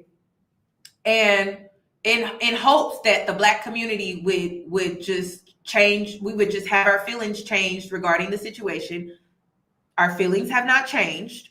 And so because of that, they were just trying to like spin it and try to get this couple publicly back on track so that they could continue promoting the Black love.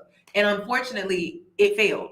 So honestly, that's what this is all about. And then he had to come on here and he had to tell the same story. Shout out to Ricky. Tyler had to come on and tell the same story that he told Ashley, because if not, then Ashley would see the lies. So whatever lie he told Ashley, which I'm assuming is in this interview. So basically, we are being told the lies that Ashley has been told this entire time, allegedly. Okay. That's what I think. But I don't know. It depends. Like Ashley, every time she speaks, she's always defending him in this situation, but she never speaks for herself really. Or she's always doing those weird videos where she's being subliminal about shit that we like, girl, what are you doing? But outside of that, we don't even know like what she knows and what she doesn't know. And she's taking this Christian woman route where it's like, well, that's between me and my husband and da da da.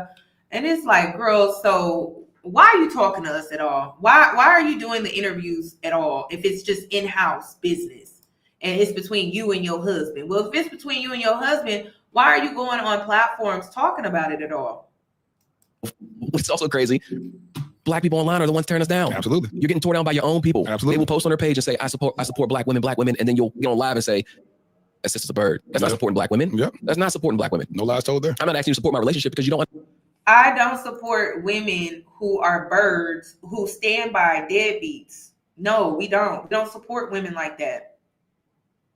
That's why I'm tired of this whole. I'm tired of this whole feminist girl code bullshit. Because then you got to enable stupid choices that some women want to make, and I'm not going to enable stupid choices that women make.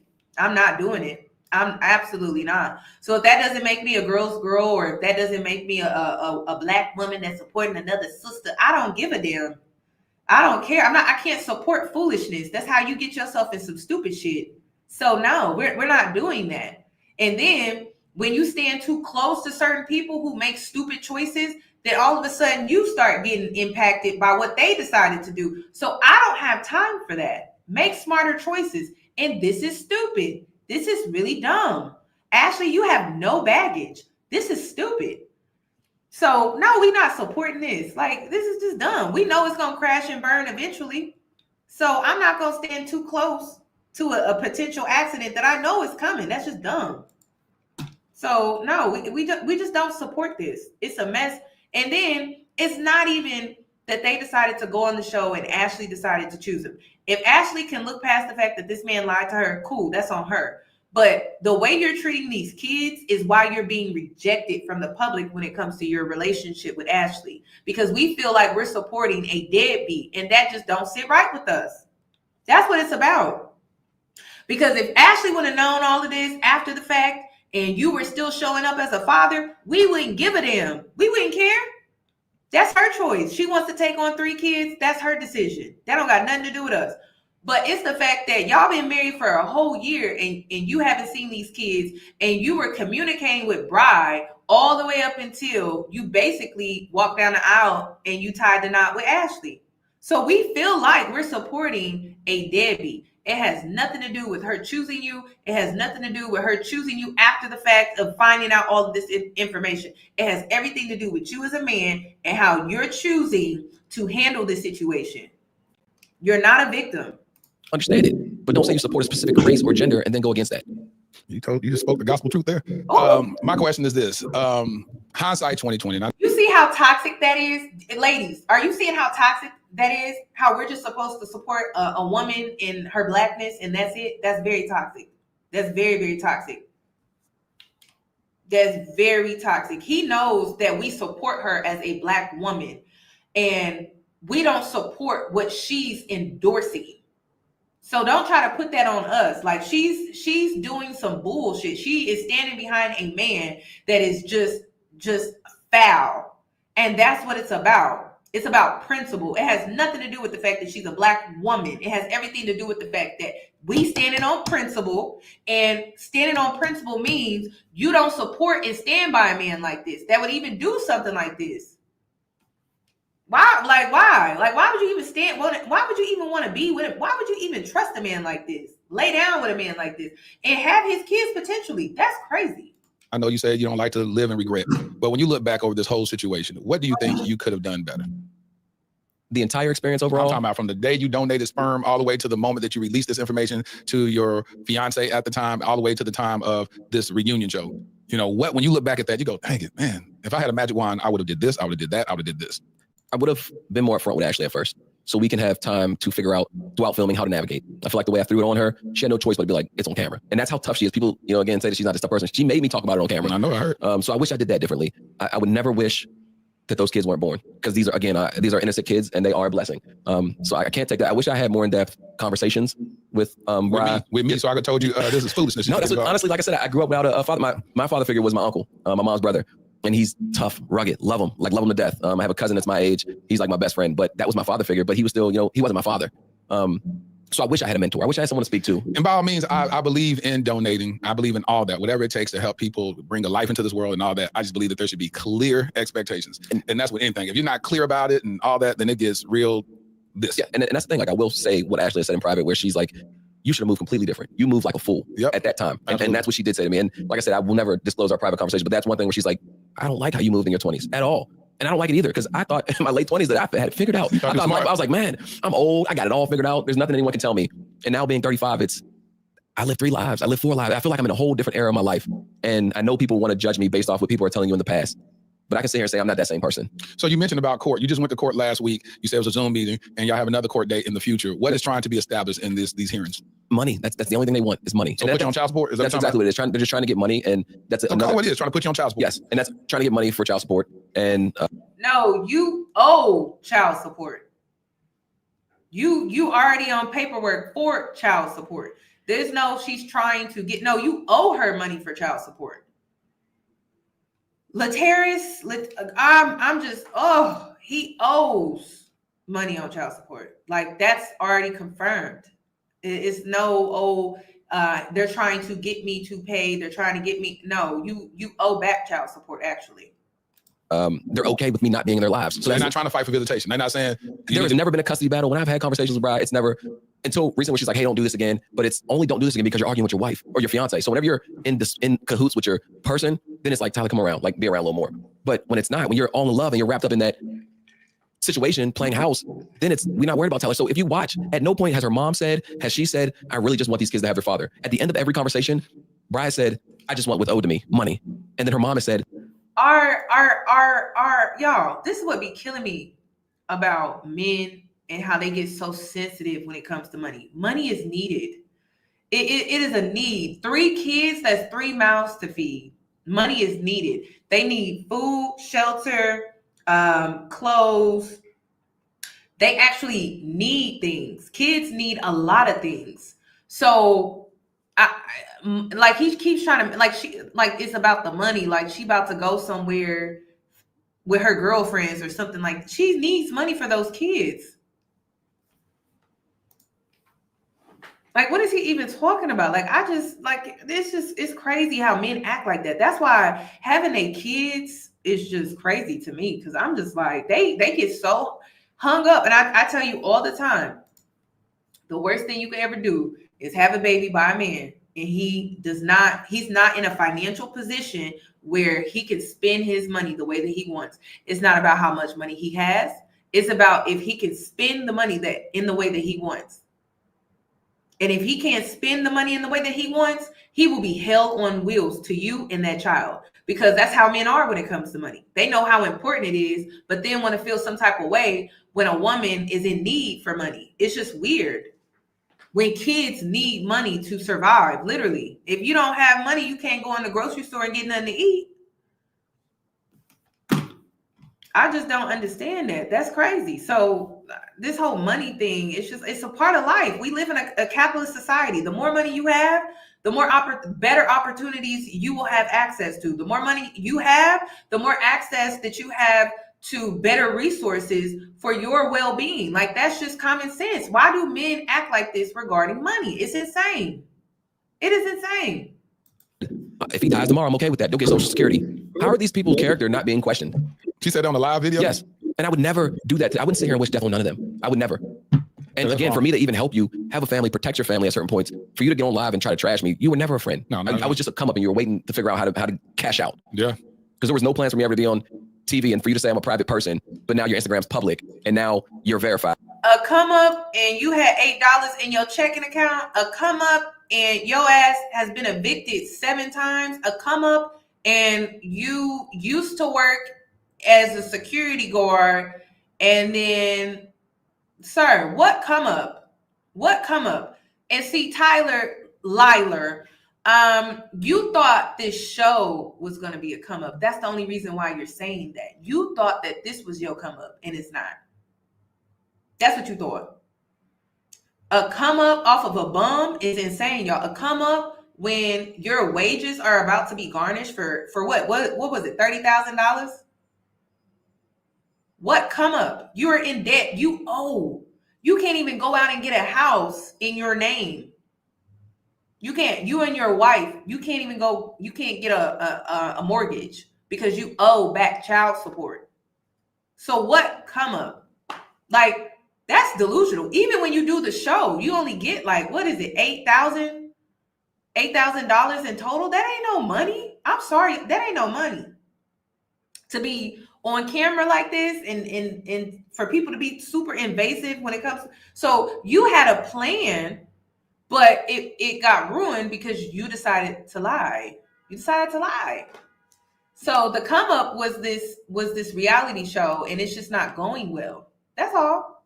But come up, that's crazy. With $8 in your checking account, and then you owing all of these women money, and you still in their sunglasses and all this stuff. A come up from what? And now you're getting on lives. When were you private? That's crazy. Before I went on the show? Does she have a good job? Oh yeah, she works. The crazy thing is she's in a top secret clearance job in the military where she shouldn't even be putting her business out there like that. It's a very secret top job. Really? Trust me, it's called the dark side. You can't, it's not, I can't even give you content on what she does because it's so top secret. So for her to blast her life out there, she probably wouldn't have been able to go do a show like this. Well, Brian, is that her real name? Brian. Oh, okay. Yeah. I'm like, you got a job like that in the military. Why would you be on TikTok doing stuff like that? Is clout that important? And the thing is, even if I'm saying something wrong or doing something wrong, check me. I protected your family. I hope you have a family. Y'all, this is crazy. Girl, if I was Bri, girl, take everything in me not to go off on this man. I would be posted 40 days and 40 nights. I'd be airing this bitch out, y'all. I'd be airing it out. Y'all be like, is Yoni okay? No, I'm not. I am not okay. I would be airing it all out. I'd be putting it all out. I'd be posting this, posting that, posting this, posting that, posting it, posting it. You said this, let me post that. I would be uploading 40 days and 40 nights. That's crazy. And Bri is too nice. I told y'all she's too nice. We understand that she's abusive in her relationships, but for whatever reason, she got this sweet spot for Tyler.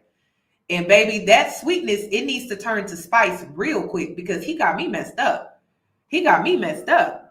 I would be posting 40 days and 40 nights. I sure would. They would have to shut down my Instagram.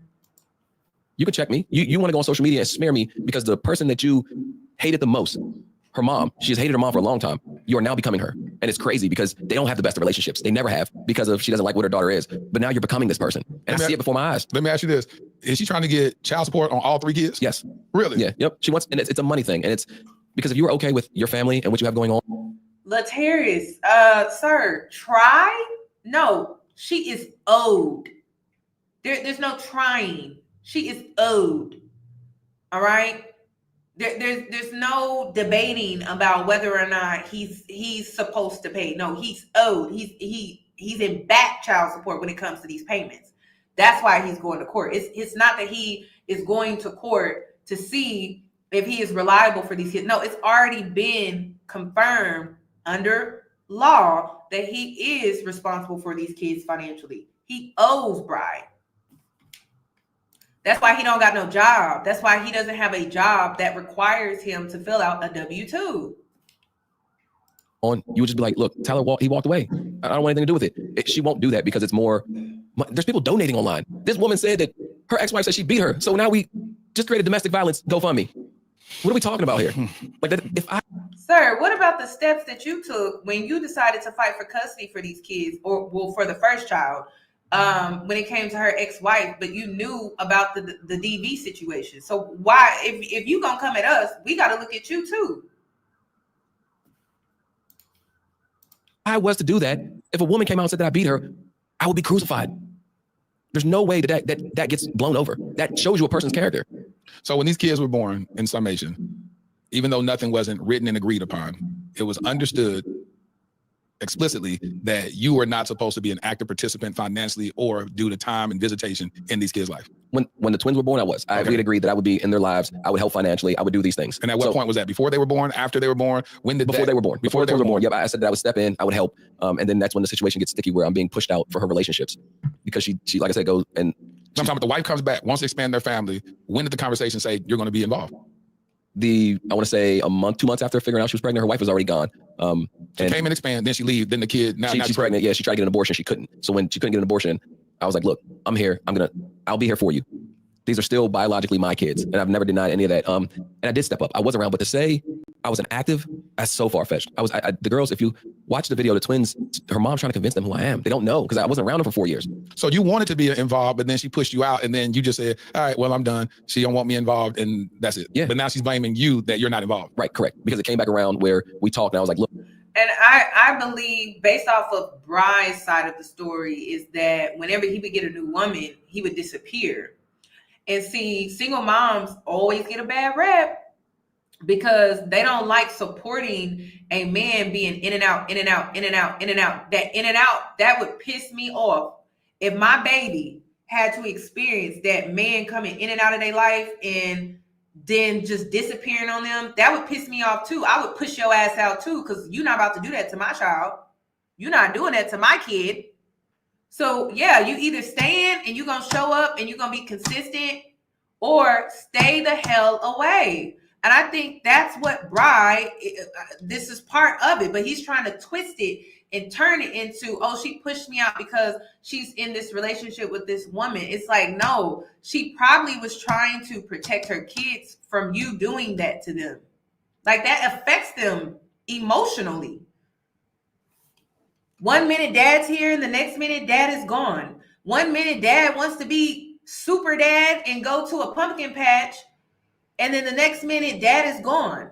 Like, what child should have to go through that? So he wasn't there being active because of his own choices. It had nothing to do with Bry. Look, because again, people pleaser is a fault of mine. And I love my friends. There's nothing that I wouldn't do for them. And especially seeing kids, my niece, I talk to them every day. And when I came back into their lives, I was like, look, I'll try. And her asking me back in their lives was, again, I'm starting to realize there's a pattern. You're arguing with this girl you're dating. Then when y'all are good, we're not worried. The only thing I get is, I need some money. Can you send me some money? I'm funding your house. You don't want me to have... So she would randomly come and ask for money for what? Anything. Like even flight. When they would take flights, I was like, okay, I'll send you money. They would go fly to be in Louisiana with her grandmother. I would send them money for flights. Just little things that they would constantly just... And then when she has a family now, this woman she's dating has 2 more kids. Her fiance has 2 more kids. So it's a house of 5. I bet it's rough.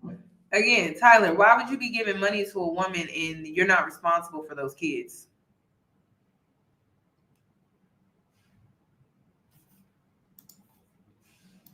But why am I, why do I have to fund that when I don't get to be a part of every day? I don't know what school they were going to. I was not disciplining them. I don't know what was going on day to day. The kids were getting like hurt, and then I would see them and they would have scratches and bruises or stitches. And I'm like, what happened? Oh, we forgot to tell you. We forgot to tell you. The fiance knew. And to put it into perspective, this room, we're sitting in this room. If there's 3 people that's extremely close in my life, my mom, my brother, and my sister. They all have kids. I talk to them all the time. My nieces are all tatted on me. Those kids aren't tatted on me. So that's one thing. If we stood in this room, just these people here, and brought the kids in, they couldn't point out who my mom was. They couldn't point out who my brother was. They never met your mom? No, they met her, but they couldn't point her out. They only seen her one time? Yes. Little. I mean, they're how are they now? That picture was 4 to 5. Y'all, the tattoo comment, interesting. You've seen her. They see my mom 7 twice. now, right? Yeah, they see my mom twice. So for people to say he's active father, he backed out, how's his family and friends? Some of my friends have never met him. Has never met the kids. And I'm telling you, if in this room, I talk to my niece, I could FaceTime my niece right now and she will be ecstatic, jumping wall to wall. And that's my niece. If the kids walked in the room and my mom, my brother, and my sister were sitting on this couch, they wouldn't know who they were. How is that an active parent? That's not how I see my life. Were they saying you were active at a certain point, or were they saying they were active up until the way they made it seem, her mom was saying that I was there every weekend. I had them I kept them on weekends. At what age, babies? I never kept them for weekends. I never had them for weekends. when I lived in one specific apartment, they stayed with me one time, and then in Arlington, they respect your mother because that's your mother, but we ain't gonna have a relationship, but you're gonna watch me honor and respect her. Absolutely. And then when that child comes of age, my child will look at me and be like, you know what? Yeah, I've never heard you say nothing negative. Build whatever it is, but everything is possible. I'm an optimist. So I just believe in healthy relationships, healthy family. I just believe that. And as ugly as it is, it's still not out of control. Yeah. No, I don't think, like you said, I don't think anything's out of control. You can fix a lot with prayer. And it's like I would have to talk again with Ashley. I would have to talk to God. I would have to figure out a way that benefits all parties. Exactly. And that's the thing. I'm not sure. And again, I don't hate anyone. I'll be clear on that. Like I said, I'll always have love for anyone that's ever been in my life, good or bad. You were an experience. And you showed me something on some aspects of life, whether it was to trust someone, whether it was not to trust someone.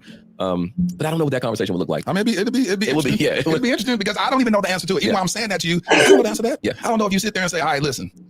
So I can't even entertain the conversation. I'm like, what do you say? Do you say, hey, listen, am I going to pay child support on this or am I not going to pay child support? But if you want me to be an active participant in this kid's life like an uncle, then we need to also discuss at a certain point where we're going to tell the kid that I'm the bio dad, like all that stuff. I don't know. Yeah. Listen, it's a lot. It's very complex.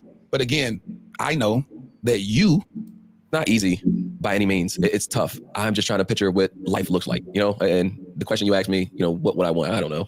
And that's okay.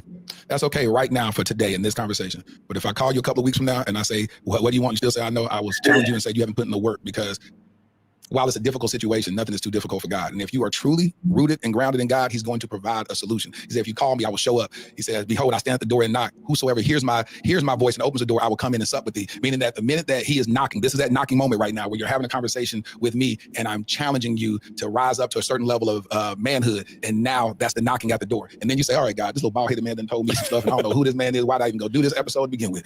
But no, I know why I'm here. Why? I was called here. I'm telling you why. Like, before I got off the flight, Ashley said, I feel in my spirit, you're in good hands. Woo.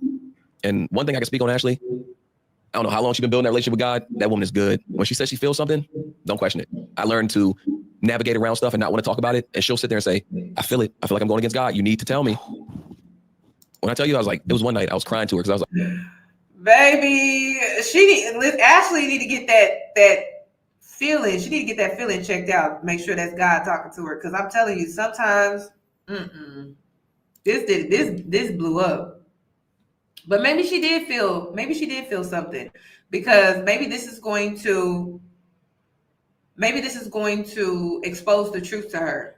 Maybe it wasn't going to go in the way that she thought. Maybe it's going in a different direction and she needs to accept it because this just made him look worse. Like, I don't know what relationship you have, but I want that. It's scary good. When she told me on the plane, you coming here, I feel in my spirit is like the best thing that you can do. I was like, yeah. I was nervous a little bit, but then the nerves went away when she said that because if she feels it, and you'll sit with her for 10, 15 minutes, have a conversation, you know it's in her spirit. So do you realize the importance of having a woman guy like that? No, I do. Trust me. I'm well aware. That's why I want to defend her on every platform. And people are saying that as well. Where it's like, you're letting her fight. No, I had to sit back. You know, I didn't have anything lined up. I wasn't jumping at the first thing smoking. I honestly wasn't aware of your podcast. He had to get his lies together, y'all. That's all. He was trying to figure out what his lies was going to be. So he had to sit back and let everybody else speak for him. They taken vows before you, God. They took vows before you to honor you, to lift you up, to magnify. Feel at the end of all this, you good? Yeah, look, I'm good. This is, like I said, this is going to be my one and only. Yeah. The next few times I want to speak on me and Ashley's love. I want me and her to be a union up front standing because it's been a lot of her interviews, my interviews, and it didn't even feel comfortable with her even coming here to sit here with me. That's because I was asking for her to come join you, and I want to do a 2-part episode where I have you talk, and then another one with her on there. But my buddy was saying, no, she's always spoken. Let him sit 10 toes down with you as a man, and y'all have a conversation. I would love y'all to come back with Ashley. Come back with Ashley. And I guarantee you, once I tell her about this, she's gonna be like, let's go. She's gonna be on the first. Yeah, trust me. Thanks, smoking. Yeah, man. Seriously, I love everything about this podcast. I love the platform you provide. I love how you speak into me rather than at me. Yeah, that's powerful. Praying, and I truly appreciate it, seriously. And I don't think it will clarify a lot of things for a lot of people. Yeah. But just know everything's not black and white. And I'm trying the best I can with the cards I was dealt, or that I dealt myself.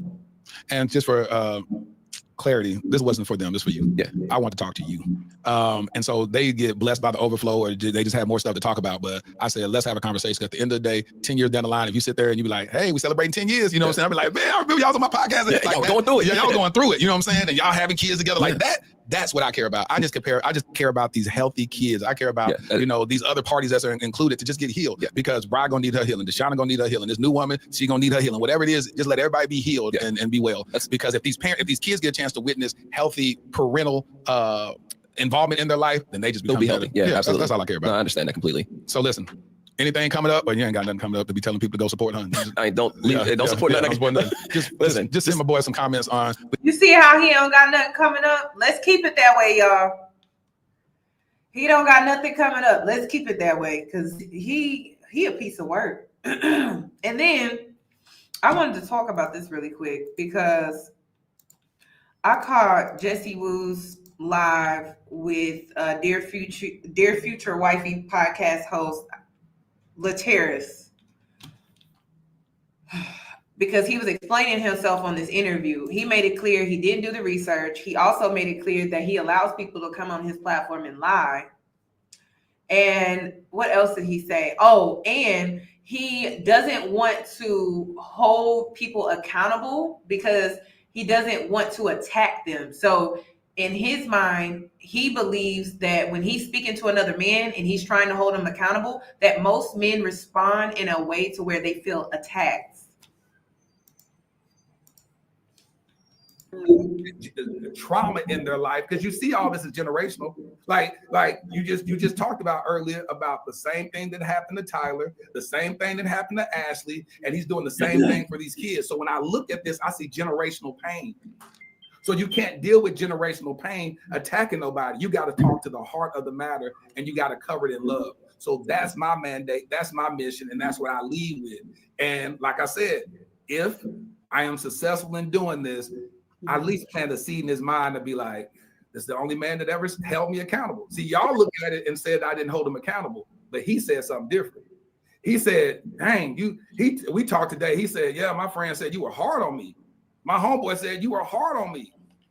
And y'all look at it and said, he wasn't hard at him at all. I know when I'm talking to a man, though. I know if you never. Sir, he's a liar. Of course he's going to tell you that. Of course he's going to tell you that. Of course he's going to swindle his way out of that by saying, oh, I felt like you were hard on me. Of course he's going to tell you that. Duh. I did not understand this. I didn't understand this interaction. I really did not, because I'm like, how did you openly admit that you know that he lied to you on the platform and then turn around and say this like you made an impact? You didn't make an impact. You didn't. You enabled. There no impact was really made. You created a space, just like you did with Derrick Jackson. You created a space to enable some bullshit, and then you wrapped it up in a nice bow and put Christ on the front. That's what you did. That's what you did. And put scripture around it and called it impact. You did not impact this man at all. He got over on you. That's what he did. He got over on you. Ever heard a man speak to you in the way I spoke to him? This is a first for him. Never heard it.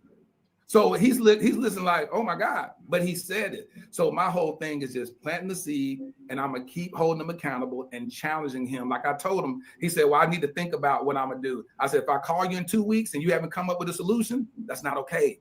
Because if you call yourself a Christian, listen to what I said in that interview. If you call yourself a Christian and you say you listen and you're submitted to God, you can't be submitted to God and God don't give you a solution on how to take care of your kids. See, that's what was said, but y'all, this is so awful. I'm sorry. First, you want to know what's so awful about this is this is how men communicate. They not real with each other, and they don't feel like they can be, because man to man, they don't feel like they can really be real with each other like that. See, us women, I feel like we're a little more honest, not as honest as we could be, but it seems like men are afraid to really address another man in a real way because they're afraid of how the other man is going to respond. So real accountability in manhood does not exist, especially when it's coming from another man, because men are afraid of other men and they're afraid to really, truly confront him on his own behavior. So you have to tiptoe around them. You got to walk on eggshells.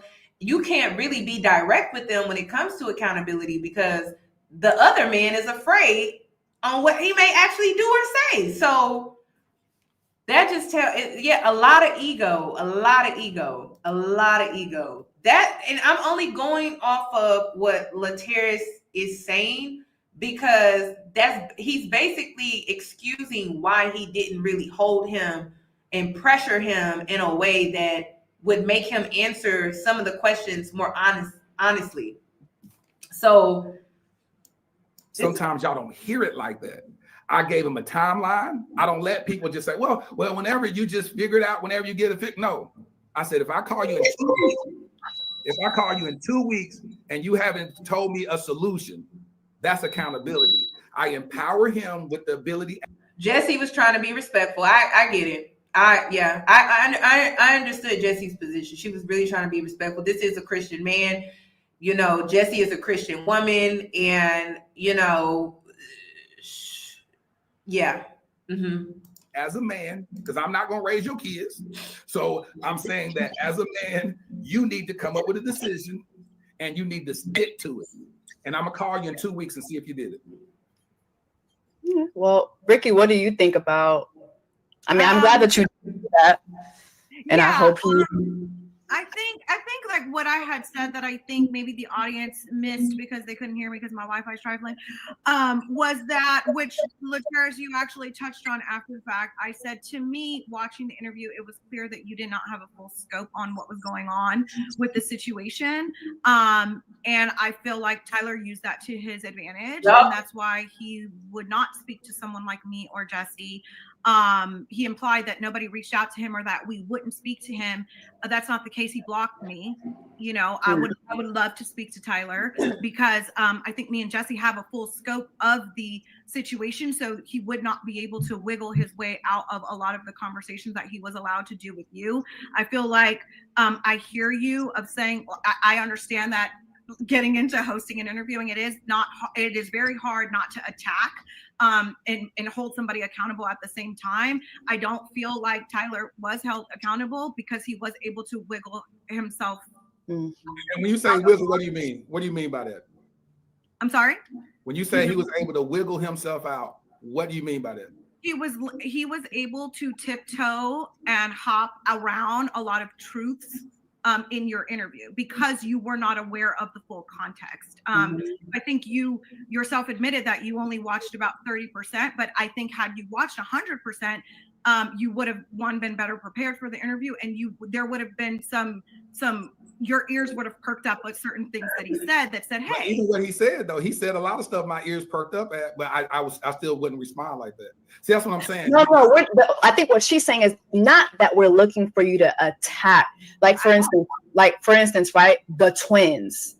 You didn't know that he signed the twins' birth certificate. I did know that. I just forgot to say it in the interview. I did know that because I watched that in what y'all said. So why, when he was talking about the twins, why wouldn't you bring that up? Because you started saying all this other stuff. I was trying to get him to at least say, because if he didn't say, I conceived these kids, that don't matter that he signed it. That's what y'all don't understand. So what I did do, I went and Googled Maryland law right before all that. What? It does matter. Oh my God, y'all. That morning of, it doesn't matter. If he is saying straight up, these kids, because he even said the first kid, it was a donor situation, but he went back and started trying to quote unquote fight for the custody so that Bride didn't lose the child to Deshaun. He said that he went to go try to step up and put his name on the birth certificate, all this other stuff that was going on. I'm saying at the end of the day, if he doesn't say, which I knew what it was about, you gotta think I have a child. Did you know that they lived together also? I knew that he said he lived downstairs. So no, they lived in a house. They lived in a home together. That's court records show that too. See, I asked him before he came on. I mean, we were sitting in the lobby and he was just like, I live downstairs. So what I end up saying in the thing, that's why I kept asking over and over again.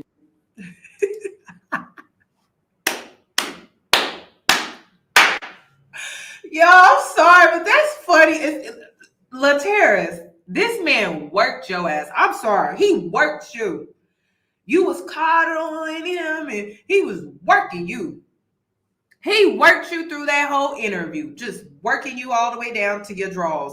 You took you all the way down to your boxes, your hangs, whatever you be wearing. He took your pants.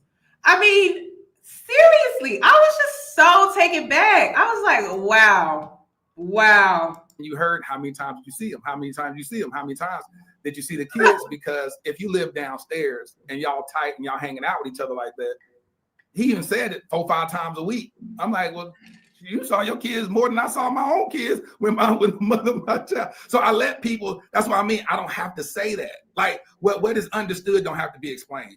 I believe in high intelligence. For the viewer, I think for the viewer, like you did ask if he was on the first son's birth certificate. So that was clear that he was not on that son's birth certificate, and it was not asked if he was on the twins' birth certificate. And again, there were a lot of, like, even just what you said in one sentence, he said, I've seen them 4 to 5 times a week. And then in the next sentence, he said, I'm not active. So I feel like holding someone accountable for inconsistencies that they're literally saying in your interview, there is a way to say, you saw them 4 or 5 times a week, but like you weren't active, or like. Thank you, Ricky, because there was a lot of inconsistencies, y'all. There were so many inconsistencies. And I was catching them as the interview was going on. I'm like, wait a minute, but he said he was an uncle, but he had a dad shirt on. I'm like, oh, wait a minute. He is talking about how he wasn't there for the child's first birthday, but we went from the birth to missing the first birthday. And it's like, well, were you there for the birth? Like, wait a minute. There was a lot of inconsistencies, and he didn't catch. I don't feel like he really caught any of them. There is a kind of way to do it, you know? He already said it. That's what I'm saying. That's why I said my interview style is not to do that. It just don't make sense. What is understood don't have to be explained. You can do that on your platform. I let them say it. If anybody got common sense like y'all had, I literally put it out there. That's my whole point, is that I let him say what he got to say. I'll ask it again so y'all know I ain't stupid, and I'll say it again. And then I'll say it a third time, and then I'll let it go. It's the reason why I do it that way, is because I'm literally giving you rope to hang yourself. I don't have to. If someone was very smart while I'm interviewing them, they're like, why do you keep asking the same question? But the reality is I just keep saying it to let you keep saying it. So I don't have to say the obvious. So I like for my people in my podcast, not even my people that watch it, to operate in intelligence and just listen. And whatever you take away is whatever you take away. But what I have never done an interview, well, except Derrick Jackson, where it's based upon, everybody knew that, so that was easy. I do enough information to say that. But even then, I wasn't attacking him in it. I just let him talk. And we'll just sit here and just talk like we boys. I don't have to attack you. The world has already attacked you. But I feel like, okay, let's just agree that on this, because I see your point of view. Why does he keep saying attack? Like, y'all, this is what is killing me. It's like, all you doing is asking questions. You just can't, when you're dealing with a manipulator or a pathological liar, you just got to keep your wits about yourself. That's all. But nobody's saying you got to attack him. Like, that's crazy. Y'all, this is what scared me. And the reason why I'm bringing it up is because I'm like, wow. Manhood means men don't know how to hold another man accountable. That's what he's basically implying throughout this entire conversation. If I try to hold another man accountable, he's gonna feel attacked. How? Asking him those hard questions, applying that pressure is going to make him feel attacked. I hope you're seeing what we're saying. Exactly what But what we're saying is, we don't think accountability necessarily means attacking the person. I think that's where I hear what y'all saying. Yeah, Ricky and I are like, no, you're not understanding what we're saying. It's not like, just because I'm not allowing you to just say that the world is flat doesn't mean that I'm attacking you. I'm just telling you, hey, that's not it. Right. I understand that's what you think it is, but that's not it. And that's not me necessarily attacking you. I guess that's just where we would differ from you, is that we don't see holding someone accountable as an attack. Right. And I say my style of interviewing is not to even debunk somebody else's truth. I just let them say whatever it needs to say. I do it all the time. I let people share about all kind of stuff in their relationship. I have people on there talking about all kind of stuff that I don't agree with personally, but I just let them say it, because at the end of the day, that's their world. And I believe the way I believe in stuff is this: one day you're gonna look at this interview again, and you're gonna look back at it, and you're gonna say, God, dog, I was lying. You don't need me to say it. I'm gonna plant the seed, and then with the platforms y'all have, y'all not gonna let them get by with it anyway. So then there's some people who are only gonna see your interview. Ain't nobody deceived by this man. I'm telling you, some people will only see your interview or will only see the clips from your interview, and they will walk away with what he said being the truth. There's a lot of people, even though Ricky and I have done a lot of work for this season of Love is Blind, there are a lot of people who have not seen what we've put out there. So they're watching the show, and then they're watching these folks go on their press, and they're just taking what they're saying as that's the truth. You get what I'm saying? So yeah, some comments fire under my video. So that's true. I said 5 seconds reading. That's what I'm saying, but that's not my job. Literally, my job is not to criminalize the guest on my podcast. It's just not that. Okay, I get his point of view. But your job is to do research. Because you need to do better research. You can't just be inviting people on your platform and you not do the proper research, because you knew what you was getting yourself into, because that's what you said in the beginning of this interview. You knew what you were getting into. You knew it was going to be controversial. So why didn't you do the necessary research to be prepared for this interview? Because then there wouldn't be so much of this going on right now. There wouldn't be. And it's the same heat that he's getting is the same heat that we give Love is Blind, Nick and Vanessa, because it's like, well, all of this stuff is happening. It's like, but you're not asking the questions that we want to know. Otherwise, there's no purpose in you even conducting the interview. There was no reason behind it, unless you just wanted to let this man sit up and just lie. And that's what you did. You just let the man sit up there and lie. You have to have strategy when you interview somebody. And I believe strategy is trying to get the truth out of someone, but also making them feel comfortable at the same time. It is work.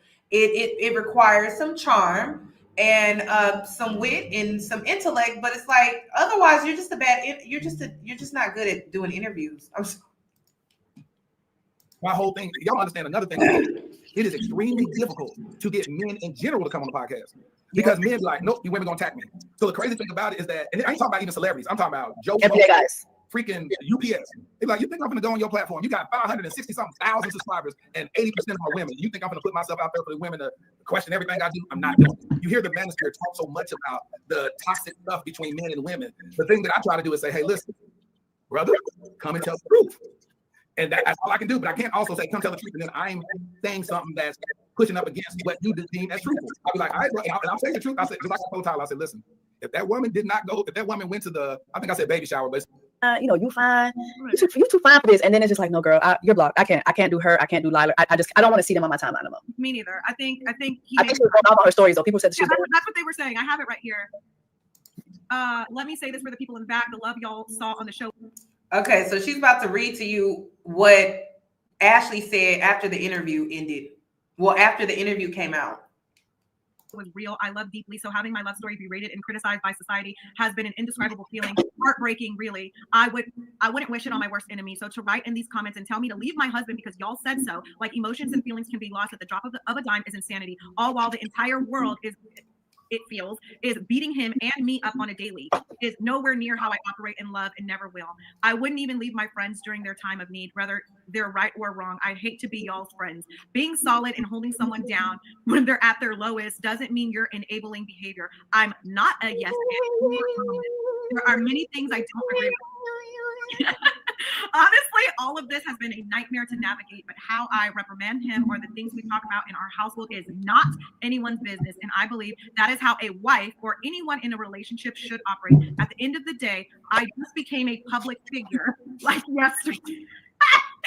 But I'm still just a girl. Like, dang, I don't give a fuck what show I signed up for. Just humor me for a moment. Imagine navigating an intimate situation like this with the opinions of millions of people, good and the bad. The pressure is immense, but the cameras are off. This is tea for y'all, but this is my real life. That was just one. There's another one, but I don't even have it in me to read. Look how long it is, bitch. Look how long it is. Hello. You know, I just can't believe it. Yeah. So she's sticking beside this man. That's all I wanted to say. She done brought, and then let's get to it, because she brought God into it. Christ. Oh, go ahead and read it. We're gonna close out season 7 with that. Go ahead. Okay, read it. Furthermore, these people questioning my faith. Ooh, that right there has been the hardest part. I've seen the most evil come from humanity during this experiment. So experience. So let me say this. I am trying to love like Christ, and it ain't easy. Y'all, Girl, Jesus loved the little children, girl. y'all, Yeah, this just shows the toxicity when it comes to religious people. I just gotta say that. It does. Cause it's like, my God, like, I mean, damn. That's why I'm like, and they be so righteous too. They feel so righteous when they do it. It's kind of scary. It's kind of scary. It is. It is. It's kind of scary. That's what she said. That's what she said. Ricky, That's what she said. Jesus loved the little children. Is loving like Christ in the room with us? Is loving like Christ in the room? Jesus loved the little children. Hello. Is loving like Christ in the room? Go ahead. So okay, I'll ask you that after. Y'all can mock that however you want. My relationship with God is my foundation, and it is my reason for being. I mean, how you just forget the kids though? If you really out here loving like Christ would be you sat down with bride, woman to woman, to talk about how y'all was gonna move forward and make sure those kids get what they need. That's moving like Christ. But no, you don't want to do that because that's too much like actually moving like Christ. Don't get y'all. This is what I be talking about. And no one on social media will ever taint that. If you knew me in real life, you could speak to that. Now, again, that doesn't mean because you love like Christ, you have to be a fool or allow/condone just anything. No, it means loving someone despite their flaws, decisions, etc. And ultimately, by showing Tyler that kind of love he's never received, it will lead him closer to Christ, which will have the biggest impact on his life and his decision. Baby, Tyler is her idol, okay? She cares about Tyler and Tyler only. She does not care about the kids, bride, or anyone else involved, but she's moving like Christ. Woo! It's giving male worship. It's giving male worship, and then combining religion and male worship together. That's one interesting combo. Making like, aren't we all undeserving of Jesus's unconditional love? Aren't we all undeserving of Jesus's unconditional love? But he gives it to us anyway. A lot of y'all are missing it. And it's the religious Christians doing it. Typical. Y'all are the ones who push people further away from Christ. Instead of tearing us down, why not send encouragement? Why not speak life into us? Why not? That's why people say they hate the church now. I'm a true believer in Christ. Y'all, this is very manipulative. That's why I said her and Tyler, I said this in my last video when I called her a bird. Her and Tyler are very similar. She manipulates through quote unquote doing the right thing and religion, and then he manipulates through just flat out lying and only telling half the truth and not the full truth. They are both the same. They deserve each other. A match made in hell. And I hope they are happy because no one really likes them together. Like, no one likes them together because we really think that they're horrible people. It's like your character is showing and we don't like what we're seeing. It's not your relationship. It's how this relationship is really showing a side of you that shows horrible character traits. But you're saying you're moving like Christ and you're trying to be like Christ. This is not Christ-like. I'm sorry. It's just not. Which means I am who he says I am. And he knows about me. Anything I choose to do next will be based on what Jesus and Ashley wants. More of him and less of me, not the opinions of others. That's the last thing I'll say on this. And then she says, y'all did y'all big ones with trying to attack my faith. Nice try. Oh, I'm so glad I blocked that lady. I do not want to see none. I don't want to see none of this shit. Yeah. It's insane to me that you can't just, like, nobody, like, this narrative that we want her to leave her husband. We don't. Keep him off the streets. Help him pay his child support. Hold him accountable for those children. But to sit in our face and act like you so clearly she must believe this vile story that the twins were conceived from. She believes it. You must believe that, which but she's so smart though. But she's so smart. But a simple Google search will tell you that is literally not possible. Like, she would have to have an entire lab in her basement to accomplish that. But to, like, just take the L and make him pay child support. Like, I just don't get it. This whole thing disgusts me. I just got to be honest with y'all. It's very disgusting. And you know, actually, when it comes to this interview with Tyler, this is what I expected. I never liked Tyler. I didn't like Tyler since the pod. So since episode 1, I always thought he was full of shit. He always gave me this I'm a performer. I'm here to put on a act. And it sealed the deal for me. I don't know what episode it was in, but it was before the whole kid thing was even brought up. He was praying in bed with Ashley, and I called bullshit right there. He's always performing. Even in the interview that he did, how he was dressed, how he was conducting himself, like everything he does is a performance. It's bullshit. So that's just my take on the situation. I'm not here to see Ashley and Tyler break up. I'm here to see Ashley and Tyler do right in this situation, and they continuously do things that are just stupid and it's just morally wrong. And it's about the principal. It is about the kids. It's clear that Bride doesn't want to be with Tyler, so I don't understand why Ashley feels threatened. It's just the whole thing is just extremely weird to me. So I hope that, well, really, I guess the next time I'll talk about this situation will be February when he goes back to his Zoom court meeting. And also, I wanted to comment on this. I'll talk about this on my Patreon because I don't feel like talking about it publicly yet. But yes, I've been getting the updates regarding the trophy wife. I know a lot of y'all have been like, oh my God, are you going to talk about this?